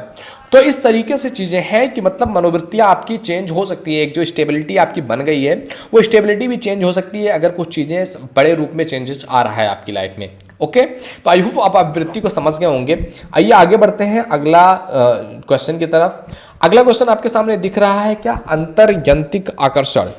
क्या दिख रहा है आपके पास, देख सकते हैं आपके सामने दिख रहा है अंतर्यंत्रिक आकर्षण के बारे में बात करना है। अंतर्यंत्रिक आकर्षण से आप क्या समझते हैं इसके बारे में।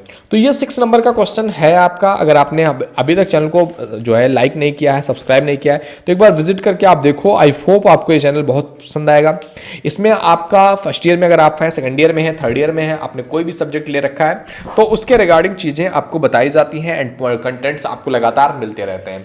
तो देखते हैं 6 नंबर का क्वेश्चन जो आपको दिख रहा है, अंतर्यंत्रिक आकर्षण क्या होता है इसके बारे में। ये क्वेश्चन भी आपसे 2006, 2008, 2014 और 2018 में पूछा गया क्वेश्चन है। थोड़ा सा पानी पी लेते हैं फिर आगे बढ़ते हैं।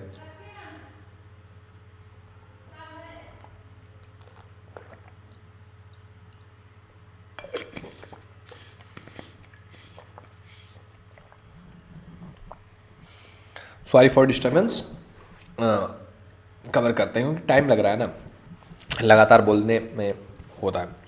अंतर्यंत्रिक आकर्षण क्या होता है, तो सामान्यतः यदि कोई व्यक्ति किसी दूसरे व्यक्ति को पसंद करता है तो उससे मिलने का संबंध स्थापित कर उसके साथ समय बिताना चाहता है। डेफिनेटली ये चीज़ होती है, आपने भी अगर लाइफ में कभी एक्सपीरियंस किया हो कि जब आपको कोई पसंद होता है तो आप चाहते हो कि उससे मिले, उसके साथ समय बिताएं, उसकी संगत में उसे आनंद का अनुभव होता है। जब आप साथ होते हो तो ऐसा लगता है कि मतलब सब कुछ मिल गया, सब कुछ ठीक ठाक है, कुछ भी प्रॉब्लम ही नहीं है। और जो है संकट के समय वह उसकी सहायता मांगता है। इसी प्रकार जब कोई अन्य आपको पसंद करता है तो किसी ना किसी प्रकार वह आपको आभास कराता है कि आप में किसी विशिष्ट गुण या विशेषता का प्रत्यक्षीकरण कर रहा है। जिसके कारण वह आपसे निकट रहना चाहता है। जिसके विपरीत जब कोई व्यक्ति किसी अन्य को नापसंद करता है तो उसकी संगत से किंचित और बेचैनी और तनाव का अनुभव करता है, जिसके कारण उसे विकर्षण उत्पन्न होता है। समझ पा रहे हैं? आपका अंतर आकर्षण, यानी कि अंतर मतलब अंदर से, आकर्षण मतलब किसी के प्रति आपका एक अट्रैक्शन, कि अगर कोई आपको पसंद है तो आप चाहेंगे कि उसके साथ आप रहो, उसके साथ समय बिताएं, मिलना चाहेंगे, उसके साथ जब आप होंगे तो आप अच्छा फील कर रहे होंगे। एंड इसके विपरीत ही दूसरा है, जब आप किसी को नापसंद करते हैं तो उसका सामने होना, उसका चेहरा भी होना आपके लिए क्या होता है? गुस्सा, फ्रस्ट्रेशन आपके सामने लेकर के आता है। आप वहाँ से भागना चाहते हो, नहीं समय बिताना चाहते हो। कुछ ना कुछ इसके पीछे रीजन होता है, आपके आकर्षण के पीछे भी, आपके प्रतिकर्षण के पीछे भी कुछ ना कुछ जरूर रीजन होता है।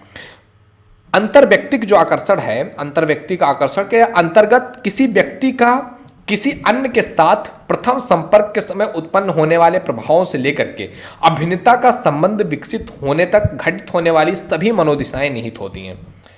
यानी कि एक व्यक्ति अगर दूसरे व्यक्ति से मिल रहा है तो उसके संपर्क में आने पर उसके मन में क्या चीजें उठती हैं, क्या चीजें भावनाएं उसको देख करके, क्या परसेप्शन उसके अंतर्गत आ रहा है, वो सारी मनोस्थितियां ही अंतर्व्यक्तिक आकर्षण कहलाती हैं। अंतर्व्यक्ति की पूर्ववर्ती दशाएं क्या होती हैं, ये चीज समझना भी इंपॉर्टेंट है। तो स्थानिक सन्नति भी होती है। किसी भी प्रकार के दृढ़ और दीर्घकालिक आकर्षण संबंध के लिए स्थानगत सन्निकटता एक महत्वपूर्ण कारक है। लगभग सभी प्रकार के अंतर्व्यक्तिक संबंध का आरंभ सन्निकटता रहने वाले व्यक्तियों के साथ प्रारंभ होता है। किसी कक्षा में एक साथ बैठने वाले छात्र छात्राएं, छात्रावास में रहने वाले सहपाठी, कार्यालय में दो श्रमिक प्रायः एक दूसरे के प्रति धनात्मक भावनाएं विकसित कर लेते हैं। इन भावनाओं के आधार पर दोनों में अंतर्व्यक्तिक आकर्षण विकसित होता है। स्थानगत समीपता वैवाहिक संबंधों, विशेषतः प्रेम विवाह का जो आधार बनती है। इस पर कई सारे विद्वानों ने अपना विचार रखते हुए सबसे पहले आप समझो, स्थानिक सन्निकटता जो कह रहा है, मतलब कि जो अंतर्व्यक्तिक आकर्षण है ना, ये स्थान के निकटता, जैसे कि आप एक साथ रह रहे हो, एक साथ आपका बार बार मिलना जुलना हो रहा है, तो ये चीज कहीं ना कहीं जो है एक कारण बन जाता है। जैसे कि आप स्कूल में बैठे हो, आपके साथ बैठने वाले लड़के या आपके साथ बैठने वाली लड़की, तो उनके साथ एक क्या होता है, रिलेशन थोड़ा सा मजबूत हो जाता है। और आप आगे वाली सीट पर बैठे हुए, कोई बच्चा पीछे वाली सीट पर बैठा हुआ है, तो आपका उसके साथ जो फ्रेंडशिप बनने के चांसेस हैं वो बहुत कम हो जाएंगे। लेकिन आपके साथ बैठने वाला या बैठने वाली के साथ आपके फ्रेंडशिप ज्यादा हो सकते हैं। एक साथ काम करने वाले आसपास के लोगों में ज्यादा जानने पहचानने लगते हैं, एक दूसरे के प्रति एक फ्रेंडशिप की भावना बढ़ती है। और दूसरा भी, आप उसी कंपनी में देखोगे हजारों लोग काम कर रहे हैं, हजारों लोगों से आपकी कोई राय नहीं होगी। तो स्थानिक सन्निकटता या एक लव मैरिज हो, प्रेम विवाह हो, तो उसमें भी ये काफी महत्वपूर्ण होता है कि जब आप एक दूसरे के साथ मिलते हैं, समय बिताते हैं, तो कुछ चीजें आपको फील होता है कि हाँ अच्छा है, ये चीज हम कंटिन्यू कर सकते हैं। तो ये बहुत महत्वपूर्ण भूमिका निभाती है क्या, स्थानिक सन्निकटता, एक अंतर्व्यक्तिक आकर्षण आपके अंदर पैदा करने के लिए। दूसरी है आपकी धनात्मक मन स्थिति। ये भी महत्वपूर्ण है कि साथ रह के भी कई बार क्या होता है, चीजें बिगड़ जाती हैं। अंतर्व्यक्तिक आकर्षण की उत्पत्ति के लिए दूसरी अंतरक्रिया करने वाले मन स्थिति है। प्रत्येक व्यक्ति के जीवन में नित्य ऐसी घटनाएं होती हैं जिनका व्यक्ति के मन पर धनात्मक प्रभाव पड़ता है या फिर ऋणात्मक प्रभाव पड़ता है। इन प्रभावों के कारण व्यक्ति प्रसन्नता की मनोस्थिति में हो सकता है या खिन्नता की मनोस्थिति में हो सकता है, गुस्से की मनोस्थिति में हो सकता है, फ्रस्ट्रेशन में जा सकता है। और अध्ययनों से ज्ञात हुआ है कि परिवेश में जिस प्रकार का संगीत बजता है, सुनने वाले की मनोस्थिति भी वैसी ही हो जाती है। यानी कि अगर एक फैमिली है उसमें हमेशा झगड़े हुए होते रहते हैं, दो ही व्यक्ति अगर झगड़े कर रहे हैं तो आसपास के जो लोग हैं उनमें भी वो चीज, वो खिन्नता बढ़ती चली जाएगी। और अगर एक पॉजिटिव माहौल बन रहा है ना, तो सभी लोगों में वो कहीं ना कहीं स्प्रेड होती है। कोई कहते हैं ना, जो आपके लाइफ के बिहेवियर्स हैं या आप हैं, वो एक एनर्जी की तरह है। और एनर्जी एक जगह से दूसरे जगह पर क्या होती है, स्थानांतरित होती रहती है, एक जगह से दूसरी जगह पर जाती रहती है। तो ये दूसरा चीज है कि धनात्मक मनोस्थिति उत्पन्न होनी चाहिए। अगर आप साथ साथ बैठ रहे हो दो लोग और उनमें धनात्मक स्थिति पैदा नहीं हो रही है, एक साथ बैठ रहे हो लेकिन एक फ्रस्ट्रेशन सी बढ़ गई है, उसको देख आप नापसंद करते हो या वो आपको टीच कर रहा है तो आप उसको नापसंद कर रहे हो किसी भी बेस पर, तो वो साथ बैठना आपके लिए और भी खतरनाक होता चला जाएगा। तो ये चीजें आपको समझनी बहुत इंपॉर्टेंट है। अगला चीज है आपका, इस पर अपना विचार रखते हुए निशास्त्री से जो है जेम्स सेफर ने कहा हुआ है कि 100 से अधिक मधुशालाओं का परीक्षण करने के बाद पाया गया कि मधुशालाओं में द्रुतलय में रॉक संगीत बज रहा है, वहां ग्राहक संगीत की लय पर थिरक रहे हैं और मदपान कम कर रहे हैं। दूसरी ओर जिन मधुशालाओं में धीमी लय में दुखद संगीत बज रहा है, वहां पर ग्राहक क्या है, अधिक उदास मुद्रा बना करके बैठा हुआ और मदपान अधिक मात्रा में कर रहे हैं। अर्थात व्यक्ति का व्यवहार परिवेश में होने वाली घटना के अनुसार, उद्दीपकता मन स्थिति के अनुसार होता है। मतलब कहने का अर्थ है कि इन्होंने, जेम्स सिफर ने 100 से ज़्यादा जो शराब की भट्टियां हैं, बार्स हैं, वहां पर जाकर के इन्होंने इस चीज़ का परीक्षण किया कि जिन बार्स में डीजे बज रहा है, मतलब कि बहुत अच्छे तरीके से संगीत बज रहा है, तो लोग जो शराब है उसको कम पी रहे हैं और नाच गानों पर थिरक ज़्यादा रहे हैं। लेकिन ऐसा है जहाँ पर एकदम सैड सॉन्ग बज रहा है, तो वहाँ पर बस और भी एक पे एक जाम पे जाम लगाए चले जा रहे हैं। तो ऐसी चीज़ें होती हैं। ओके, तो इसमें क्या कह रहा है कि मनोस्थिति को अच्छा बनाने के लिए सुखद व आशावादी मनोस्थिति को अच्छा बनाते हैं। संबद्धता की आवश्यकता होती है, संबद्धता की। अधिकांश लोगों में एक दूसरे के साथ संबंध होने की, अर्थात दूसरे लोगों के साथ होने वाली आवश्यकता प्रबल होती है कि हम कहीं ना कहीं एक दूसरे से जुड़ जाएं, नए मित्र बनाएं, उनके साथ समय बिताएं, सामाजिक संबंधों का निर्वाह करें, वांछनीय व्यवहार करें। जिसके जितने अधिक मित्र होते हैं उसके उतने ही अधिक अच्छा, वो उतना ही अधिक अच्छा व्यक्ति माना जाता है। क्योंकि अगर आप अच्छे नहीं होगे ना तो आपके मित्र भी बहुत ज़्यादा नहीं हो पाएंगे। क्योंकि जो होगा ना मित्र, जब आपका बिहेवियर ऐसा होगा कि आप दूसरों के साथ बुरा व्यवहार कर रहे होगे तो आपसे फ्रेंडशिप कौन कर रहा होगा। तो ये सारी चीज़ें आपके अंतर व्यक्तिक आकर्षण के अंतर्गत आती हैं कि आप जिस तरह से आकर्षण होता है। इसमें शारीरिक आकर्षण भी आता है। भारतवर्ष में बहुत दिनों से माना जा रहा है कि जो सुंदर है वह सत्य है। इसे कहते हैं सत्यम शिवम सुंदरम। तो जो सुंदर है वही क्या है, सत्य है।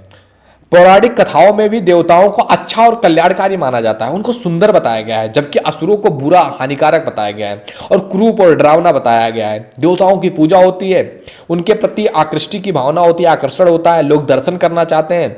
2000 वर्ष से भी अधिक पहले अरस्तु ने कहा था कि सुंदर चेहरे को किसी प्रस्तुति पत्र की आवश्यकता नहीं होती है, सुंदर चेहरा स्वयं प्रस्तुति पत्र है। यानी कि आपको अगर कहीं पर जॉब के लिए आप देखोगे, ये सारी चीज़ें आप देखोगे, आपके साथ ये चीज़ें होती हुई नजर आ रही होंगी। कोई बहुत अगर बहुत हैंडसम, बहुत खूबसूरत है, तो वो कहीं पर जाएगा तो उसको अगर वो दूसरों का रेफरेंस लेकर के नहीं भी आया हुआ है तो भी उसके प्रति लोगों का जो माइंडसेट होता है वो अच्छा बनता है। और एक अगर अच्छा स्मार्ट नहीं है, अच्छा नहीं दिख रहा है, काला है, उसकी सूरत अच्छी नहीं है, तो उसका इम्पैक्ट उतना नहीं बन पाता है। चाहे वो गर्ल्स के ऊपर हो, जो स्टॉप्स हैं वहाँ पर हो, हर एक जगह पर ये चीज़ मायने रखती है। तो शारीरिक आकर्षण भी आता है। ओके, तो ये था आपका अंतर व्यक्तिक आकर्षण, मतलब एक व्यक्ति का के अंदर क्या क्या चीजें आकर्षण और प्रतिकर्षण की भावना डेवलप कर सकती हैं। अगला बात करते हैं, नेक्स्ट क्वेश्चन जो आपका है वो है आपका पूर्वाग्रहों की प्रकृति की व्याख्या कीजिए। किसकी प्रकृति? पूर्वाग्रहों की प्रकृति का आपको व्याख्या करना है और उनका मापन करना है कि वो क्या है, कैसे है। इसके बारे में क्या करना है, आपको मापन करना है कि वो कहां पर, कैसे, किस रूप में है। तो सबसे पहले बात कर लेते हैं कि ये कितने कितने ईयर्स में पूछा गया है। तो ये क्वेश्चन आपसे बहुत पुराने समय से पूछा जा रहा है। 6 में, 2007 में, 2009 में, 2011 में, 2013 में, 2016 में, 2019 में और 2020 में। ये क्वेश्चन इतनी बार पूछा गया है। बहुत इंपॉर्टेंट है पूर्वाग्रहों की प्रकृति के बारे में व्याख्या करना, और कई इतने सारे बार पूछा गया है तो आपका इस बार भी पूछा जा सकता है। तो बहुत इंपॉर्टेंट आपके लिए हो रहा है दोस्त। तो पूर्वाग्रहों के बारे में बात किया जाए तो ये जो शब्द है, इस पूर्वाग्रह या पूर्व धारणा को कहते हैं आपको प्रीजुडिस। हिंदी रूपांतरण, इस इंग्लिश प्रीजुडिस शब्द का हिंदी रूपांतरण है। और प्रीजुडिस जो शब्द है वो लैटिन भाषा के प्रीजुडिशियम से बना हुआ है। सामाजिक मनोविज्ञान में पूर्वाग्रह से तात्पर्य व्यक्ति के किसी वस्तु अथवा घटना तथा अन्य व्यक्तियों के बारे में एक पूर्व निर्णय करने से होता है। कि किसी के बारे में हम पहले से ही कुछ परसेप्शन लेकर के बैठते हैं, कुछ अनुमान लेकर के बैठते हैं कि ये ऐसा होगा, ऐसा होगा, मतलब एक पहले से अनुमान लगा लेना, ये कहलाता है आपका पूर्वाग्रह। इस पर विचार रखते हुए एस्थेटिक्स कहते हैं, कुछ सामाजिक मनोवैज्ञानिकों के अनुसार पूर्वाग्रह एक तरह का पूर्व कल्पित विवेकहीन निर्णय है। क्योंकि अगर एक व्यक्ति सच में विवेकवान होगा ना तो वो पहले देखेगा कि क्या सच में कोई व्यक्ति कैसा है, उसको देख करके फिर उसका अनुमान लगाएंगे। बस जस्ट सुन लिया, कोई भी आ रहा है आपसे मिलने, आपने उसके बारे में अनुमान लगा लिया कि ऐसा होगा, इतना अच्छा होगा, बुरा होगा, ये चीज़ होगा, वो चीज़ होगा, ऐसा नहीं होता है ना। आप देखो फिर उसके बाद अनुमान बोलो उस चीज़ पर, तो पॉइंट बनता है उस चीज़ का। आप किसी से मिले ही नहीं हो, जस्ट आपने किसी को सोशल मीडिया पर देख लिया है, आपको लग रहा है कि वाह इससे मैं मिल लूँ, या ये तो परफेक्ट है, ये तो बेस्ट है। आप देखोगे दुनिया में 99% जो आप इंस्टाग्राम पर देख रहे हो दैट इज फेक। लोग अपनी सफलताएं आपको दिखा रहे हैं कि मेरे पास ये है, मेरे पास ये गाड़ी है, मेरे पास ये है, मैं इतना कमाता हूं, या मेरी लाइफ स्टाइल इतनी अच्छी, मेरी गर्लफ्रेंड है, मेरा ये मतलब इतना हम मौज मस्ती कर रहे हैं। आप उनकी रियल लाइफ में घुस करके तो पता नहीं है आपको, आपने बस उसको देख लिया अरे यार, और आप डिप्रेस हो रहे हो कि अरे मेरी लाइफ तो एकदम सचुंदरों वाली है और इसकी लाइफ देखो कहाँ पहुंच गई है। तो ये बहुत सारी चीजें होती हैं ना, हम अपने आप से अनुमान लगा लेते हैं किसी के बारे में, किसी को देखते देखते एक परसेप्शन बना लेते हैं, जबकि हम वास्तव में उस व्यक्ति के बारे में, उस चीज के बारे में, उन लोगों के बारे में नहीं जानते हैं। शायद जान जाए तो हमें उनसे घृणा भी हो सकती है, लेकिन हमें पता नहीं है और हम मरे जा रहे हैं किसी चीज के पीछे। हमने देखा है कई लोगों को यार कि मतलब एक कई सारे मतलब क्रिएटर्स हैं या उनके प्रति इतने ज़्यादा लॉयल हैं, मतलब इतने ज़्यादा उनके लिए मरने को रेडी हैं, अपने दोस्त को भी मारने के लिए रेडी है अगर उसने उसके बारे में कुछ गलत बोल दिया। अरे भाई तुम्हारा दोस्त है, तुम जानते हो उसको, वो तुम्हारे साथ हर टाइम पर खड़ा है, तुम किसके लिए लड़ रहे हो उससे, जिसको तुम जानते तक नहीं हो रियल में कि वो कैसा है, उसका बिहेवियर कैसा है। तो पूर्वाग्रह कई बार बहुत खतरनाक भी हो जाता है, लेकिन अगर कहीं कोई रिसर्च आपको करना है तो कई बार ये चीज़ हेल्पफुल भी हो जाता है आपके लिए। कह रहा है इसके लिए कि कुछ सोशल साइकोलॉजिस्ट ने इसे धर्म, प्रजाति और समूह के प्रति दिखलाई जाने वाली एक तरह की नापसंदगी का घृणा कहा जाता है, अथवा कुछ लोगों ने इसे उपयुक्त व्यवहार के संबंध में किया जाने वाला एक आदर्शात्मक प्रत्यक्षण का स्वरूप भी माना गया है, इसको मानते हैं। इस पर फ्रीडमैन ने कहा है कि किसी समूह के व्यक्ति के प्रति ऐसी स्वीकारात्मक निर्णय या मूल्यांकन की पूर्वाग्रह कहा जाता है जो मुख्यतः उस समूह की सदस्यता के पर आधारित होता है, न कि समूह के विशेष गुणों पर। यानी कि सदस्यता पर कई बार हम क्या करते हैं, किसी के बारे में कुछ भी अनुमान लगा लेते हैं कि हिंदू हैं तो ऐसा करते होंगे, मुस्लिम हैं तो उनके यहाँ ऐसा होता। कई बार मेरे से इससे क्वेश्चंस पूछ लेते हैं कि जैसे अगर हिंदुओं का कोई चीज़ है या कोई भी चीज़ बनाते हैं तो वो हर एक चीज़ में गौमूत्र छोड़ते हैं। मेरे को कई दोस्त थे, मैंने पूछा क्या भाई ऐसा होता है, उसने कहा नहीं ऐसा नहीं होता है। ऐसे हाँ, मेरे से कई बार मेरे फ्रेंड्स या पंडित ठाकुर जो भी लोग मेरे फ्रेंड्स हैं, बहुत सारे मेरे फ्रेंड्स हैं, तो उन्होंने मेरे से पूछा कि क्या जो तुम्हारे यहाँ जब शादियों में जैसे कोई सालन बना हुआ है, मीट बना हुआ है, चिकन बना हुआ है, तो क्या उसमें बीफ छोड़ते हैं, क्योंकि हमने सुना है कि बिना बीफ छोड़े हो ही नहीं सकता है। मैंने कहा भाई कहाँ जी रहे हो, ऐसा कहाँ होता है, ये कौन किसने कह दिया आपसे। उन्होंने कहा हमने ऐसा सुना हुआ है और इसी वजह से हम खाना नहीं खाते हैं कि कहीं बीफ ना आ जाए। हमने कहा अरे यार, मतलब कि हमने किसी के बारे में बस एजम्पशन कर लिया है, हमें पता नहीं है रियलिटी की, वास्तव में रियलिटी क्या है, ना हमने कभी जानने की कोशिश किया, बस खुद से अनुमान लगा करके बैठे हुए और एक दूसरे से कटे चले जा रहे हैं कि मुस्लिम्स ऐसे होते हैं, हिंदू ऐसे होते हैं, इनमें ये चीज़ होती है, ये खराबी। अरे मिलो तो सही। मेरे जितने भी फ्रेंड्स हैं बहुत सारे लोग मतलब कहते हैं ब्राह्मण, ठाकुर, मिश्रा, मतलब अलग अलग जो एक तरह से हिंदुओं की मेन रीढ़ की हड्डी जिनको कहा जा सकता है। और कभी मैंने नहीं देखा इस तरह की चीज़ें, ना कभी उन्होंने मेरे साथ कभी फील किया होगा इस तरह के कि हमारे व्यवहार में, हमारे बिहेवियर में कोई चीज़ आ रहा है। लेकिन ये चीज़ें हमें देखने को मिलती हैं हमें समाज में कि ऐसी ऐसी मानसिकताएं, ऐसे ऐसे माइंडसेट बना करके बैठे हुए हैं लोग। तो पूर्वाग्रह के बारे में अगर बात करें, आगे बढ़े तो पूर्वाग्रह की विशेषताओं के बारे में बात करें तो इसके बारे में बात होती है। पहला कि पूर्वाग्रह जो होता है वो विवेकहीन होता है, यानी कि उसमें आपको विवेक लगाना नहीं है, खुद से सोच लिया पहले से कि हाँ ऐसा ही है। दूसरा चीज है आपका पूर्वाग्रह अर्जित होता है, कि पूर्वाग्रह जो है किसी के बारे में अनुमान लगाना ये आप खुद से नहीं कर लेते हो, या आपने अपने पूर्वजों से लिया हुआ है। जैसे कोई अगर, जैसे मैंने बताया हुआ था कि मेरे दोस्त हैं, अगर उन्होंने मुझसे पूछा है तो उनको ये तो पैदा होते हुए उनको पता नहीं था, उन्होंने अपने बड़ों से सीखा है या उनको कहते हुए सुना होगा ना कि ऐसा होता है, तब तो उन्होंने मेरे से पूछा। और कई लोग तो पूछते भी नहीं है और वो हमेशा के लिए परसेप्शन बना रहता है। तो वो जो होता है पूर्वाग्रह वो अर्जित होता है। तीसरा है आपका पूर्वाग्रह में संवेगात्मक रंग होता है, कि संवेग हो जाता है, हम खुद से पहले से मान लेते हैं और उसी के आधार पर हमारी इमोशनल बाउंडिंग होती चली जाती है। चौथी चीज है आपका कि पूर्वाग्रह पूर्ण किसी समूह की ओर संचालित होता है, कि इसके बारे में हम अनुमान लगा रहे हैं, इसके बारे में हम बात कर रहे हैं। अगला चीज है आपका पूर्वाग्रह दृढ़, स्थिर और सामान्यीकरण पर आधारित होता है। पूर्वाग्रह का कार्यात्मक स्वरूप होता है। पूर्वाग्रह एक संबंध वास्तविक में नहीं होता है कि मतलब वो चीज है लेकिन हमने अनुमान लगा लिया है, तो ये पूर्वाग्रह हो गया। ओके, समझ में आ रहा है आपको पूर्वाग्रह क्या है। अब पूर्वाग्रह के मापन के बारे में बात करते हैं। पूर्वाग्रह अगर आप समझ गए हैं तो इसके मापन के बारे में थोड़ा सा बात कर लेते हैं कि पूर्वाग्रह का मापन कैसे किया जाता है। तो पूर्वाग्रह के मापन में भी कई सारी चीजें आती हैं, कई सारी विशेषताएं आती हैं। जैसे कि आपका पहला आ गया आपका अशाब्दिक व्यवहार परक माप। अशाब्दिक व्यवहार परक माप क्या हो सकता है? तो अशाब्दिक व्यवहार परक माप में आता है आपका कि पूर्वाग्रह के लक्ष्य व्यक्ति के साथ जब कोई पूर्वाग्रही व्यक्ति अंतः क्रिया करता है, जब कोई पूर्वाग्रही व्यक्ति क्या करता है, अंतः क्रिया करता है, एक साथ मिलते जुलते हैं, तो अभिव्यक्ति हाथ की उंगलियों, कंधों की जो है मातृभांगिनियां आदि भी बनाता है, जिसके आधार पर हम उसकी पूर्वाग्रह के बारे में जान लेते हैं, अंदाजा लगा लेते हैं।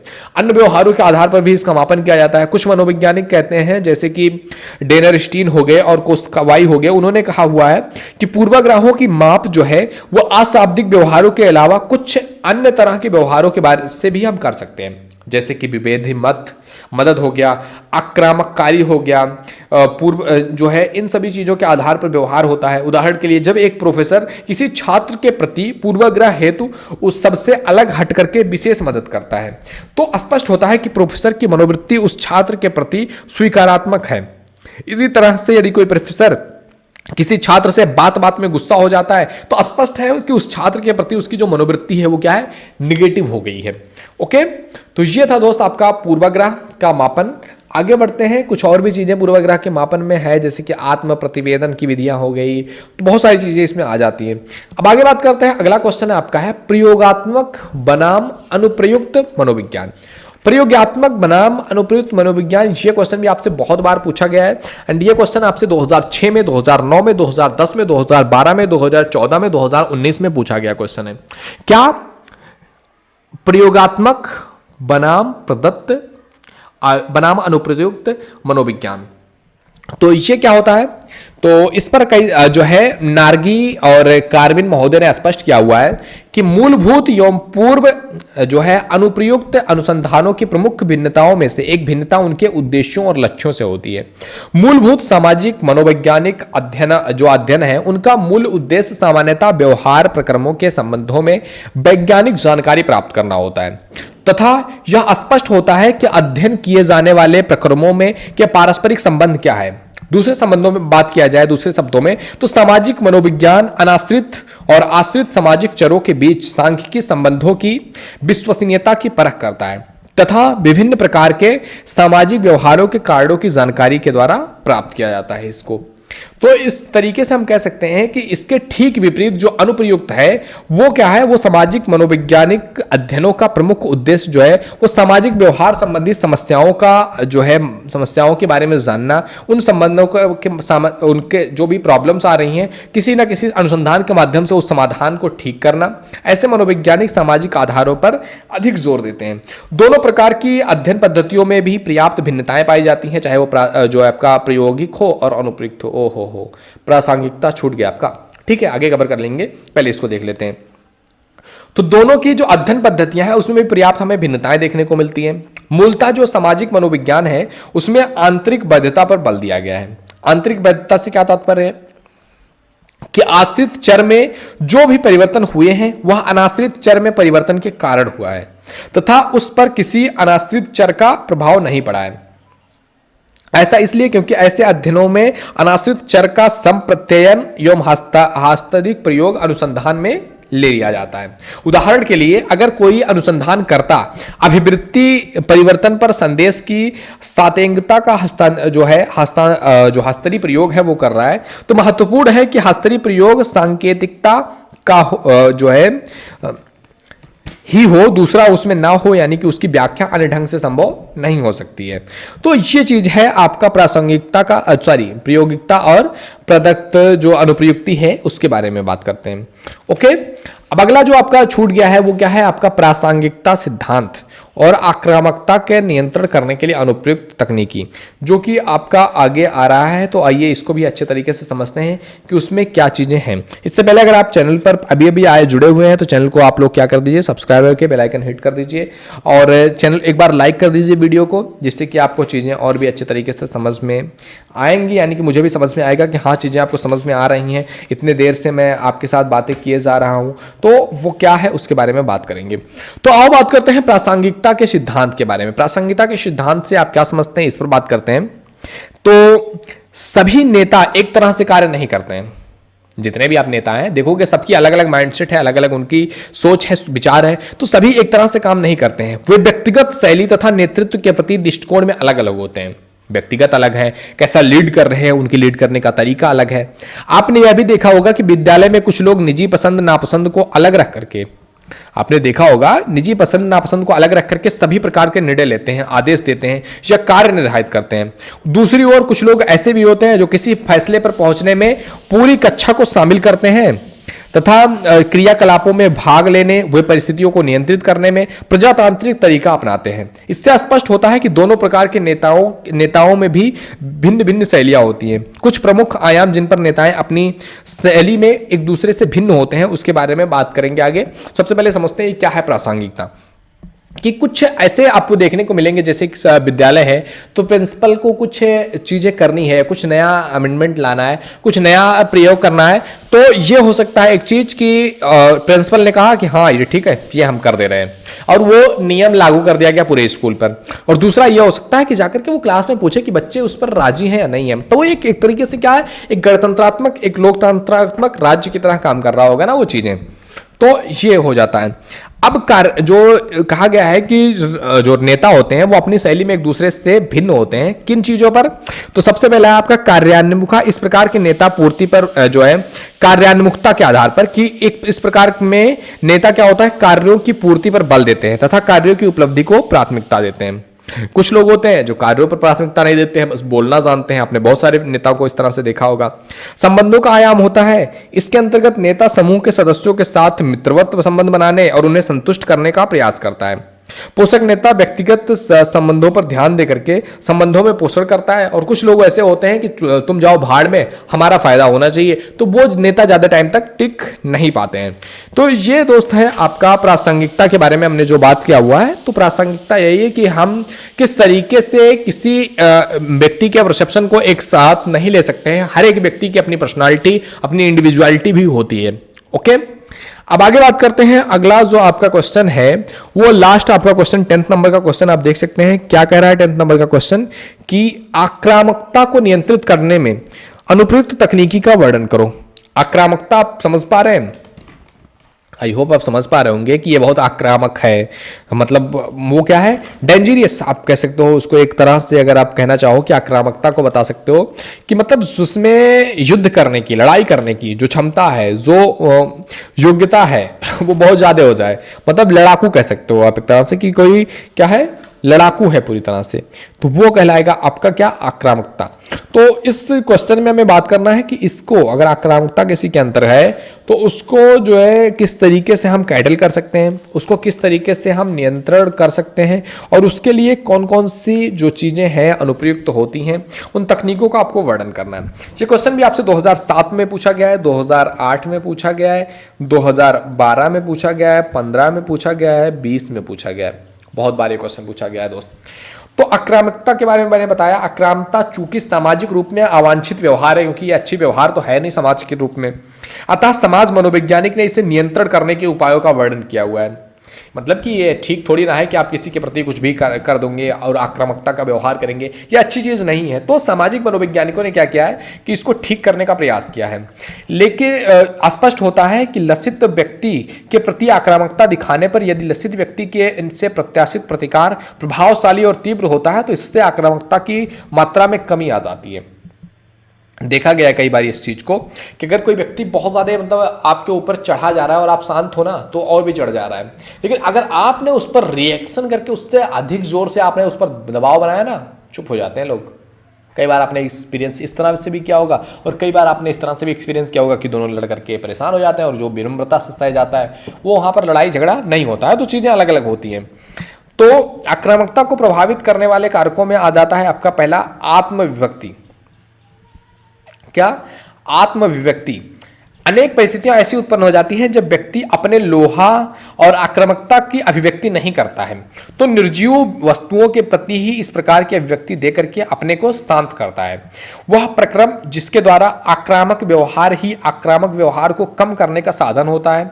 आत्म विभक्ति या आत्मनिवेचन के नाम से जाना जाता है। यानी कि क्या कह रहा है कि जो आक्रामक व्यवहार का आक्रामक व्यवहार को कम करने का साधन बन जाए, वही क्या है आपका आत्म अभिव्यक्ति है। डूब और वुड ने अपने अध्ययन में माना है कि तात्कालिक आक्रामकता से भविष्य की आक्रामकता में कमी आ जाती है। यानी कि अगर कुछ आपके साथ गलत हुआ है ना, या आप दुखी हैं, तो आप अगर अच्छे तरीके से रो लेते हैं, पूरी तरह से आपका फ्रस्ट्रेशन जो अंदर दबा हुआ है ना वो निकल जाता है ना, तो आप हल्के हो जाते हो, आप खाली हो जाते हो। और लेकिन जब अगर आपने वो चीज़ उस टाइम पर रिएक्ट नहीं किया और आप बाद में वो चीज़ दबाए दबाए बैठे हो, तो वो कहीं ना कहीं आपके अंदर एक डिप्रेशन का कारण भी बनता है। अगला चीज आपका दंड। सीयर्स, मैकेवी और लेनिन ने बताया है कि जिन बच्चों को हार पर अत्यधिक शारीरिक दंड दिया जाता है, उन बच्चों में घर से बाहर के लोगों में आक्रामकता दिखाने की प्रवृत्ति अधिक हो जाती है। और यह भी पाया जाता है कि जो बच्चे अधिक आक्रामक प्रवृत्ति के होते हैं, उनके माता पिता ने उन्हें दंड देने की प्रवृत्ति अधिक रखी है। यानी कि जो खतरनाक बच्चे दिखते हैं ना, उनको बचपन में बहुत डांट, बहुत मार पड़ी होती है, फिर उनके अंदर वो ऐसा व्यवहार आ जाता है कि मतलब ये चीज़ तुम्हारे लिए नॉर्मल है। हम जब 1 साल के थे तब भी इतने कूटे जा रहे थे, तुम तो अब आज हमें इतना कूट रहे हो, आज हम 20 साल के हो गए, 30 साल के हो गए। तो मतलब एक भावनाएं बढ़ जाती हैं उस तरह की। बैरोन ने 1977 के अनुसार कहा है, दंड को प्रभावकारी होने के लिए आवश्यक है कि दंड प्राप्त करने वाले व्यक्ति को इस बात की अनुभूति हो जाए कि उसे दंड उसकी गलतियों के कारण मिला है। यानी कि दंड देने के सबसे बड़ा जो क्राइटेरिया रखा गया है कि वो ये है कि जिसको दंड दिया जा रहा है ना, उसके अंदर तक ये चीज बैठ जानी चाहिए कि उसने गलती किया था, इस वजह से उसे दंड दिया गया, अदरवाइज कोई उसको दंड देना नहीं चाहता था। अदरवाइज अगर उसके माइंड में ये चीज बैठ गया कि मैं गलत नहीं हूं, लेकिन ये लोग मेरे साथ जबरदस्ती कर रहे हैं, मेरे साथ ये गलत कर रहे हैं, तो वो चीज, वो बिहेवियर बहुत खतरनाक हो जाता है। न कि अकारण घटित घटना में परिणाम स्वरूप उन्हें प्राप्त होता है। इतना ही नहीं, व्यक्ति किसी अन्य को आक्रामकता के व्यवहार के लिए दंड दे रहा है तो उसे जो दंड प्राप्त हुआ है वो व्यक्ति के सामने आक्रामक मॉडल में प्रस्तुत नहीं करना चाहिए। सामाजिक सीखना और उपागम के सिद्धांत के द्वारा जिस तरह से आक्रामक मॉडल को देख करके व्यक्ति की आक्रामक व्यवहार करना सीख लेता है, उसी तरह से व्यक्ति आक्रामक मॉडल को देख करके, अनाक्रामक मॉडल को देख करके उसको भी सीखने की मात्रा कम करना सीख जाता है, आक्रामकता को कम होना सीख जाता है, वो भी चीजें सीख जाता है, क्योंकि जो देखता है व्यक्ति वही सीखता है। हल्की कामुकता और हास्य। आक्रामकता को हल्की कामुकता और जो हास्य है उसके द्वारा भी कम किया जाता है। इसके पीछे छिपी पूर्व कल्पना यह है, पूर्व कल्पना, कि व्यक्ति एक ही समय में 2 परस्पर विरोधी अनुक्रिया या विरोधी जो सांवेगिक भावनाएं हैं उनके में एक साथ नहीं रह सकता। अतः अनाक्रामकता की स्थिति में व्यक्ति के होने पर यदि उसमें हल्की सी कामुकता आ जाए, सेक्सुअलिटी आ जाए, या फिर उसको मुस्कान आ जाए, उसके चेहरे पर हंसी आ जाए, तो ऐसे में संवेगात्मक अनुभूति उत्पन्न हो जाती है और आक्रामकता क्या होती है, कम हो जाती है, या परानुभूति हो जाए। अगला चीज है टॉपिक परानुभूति।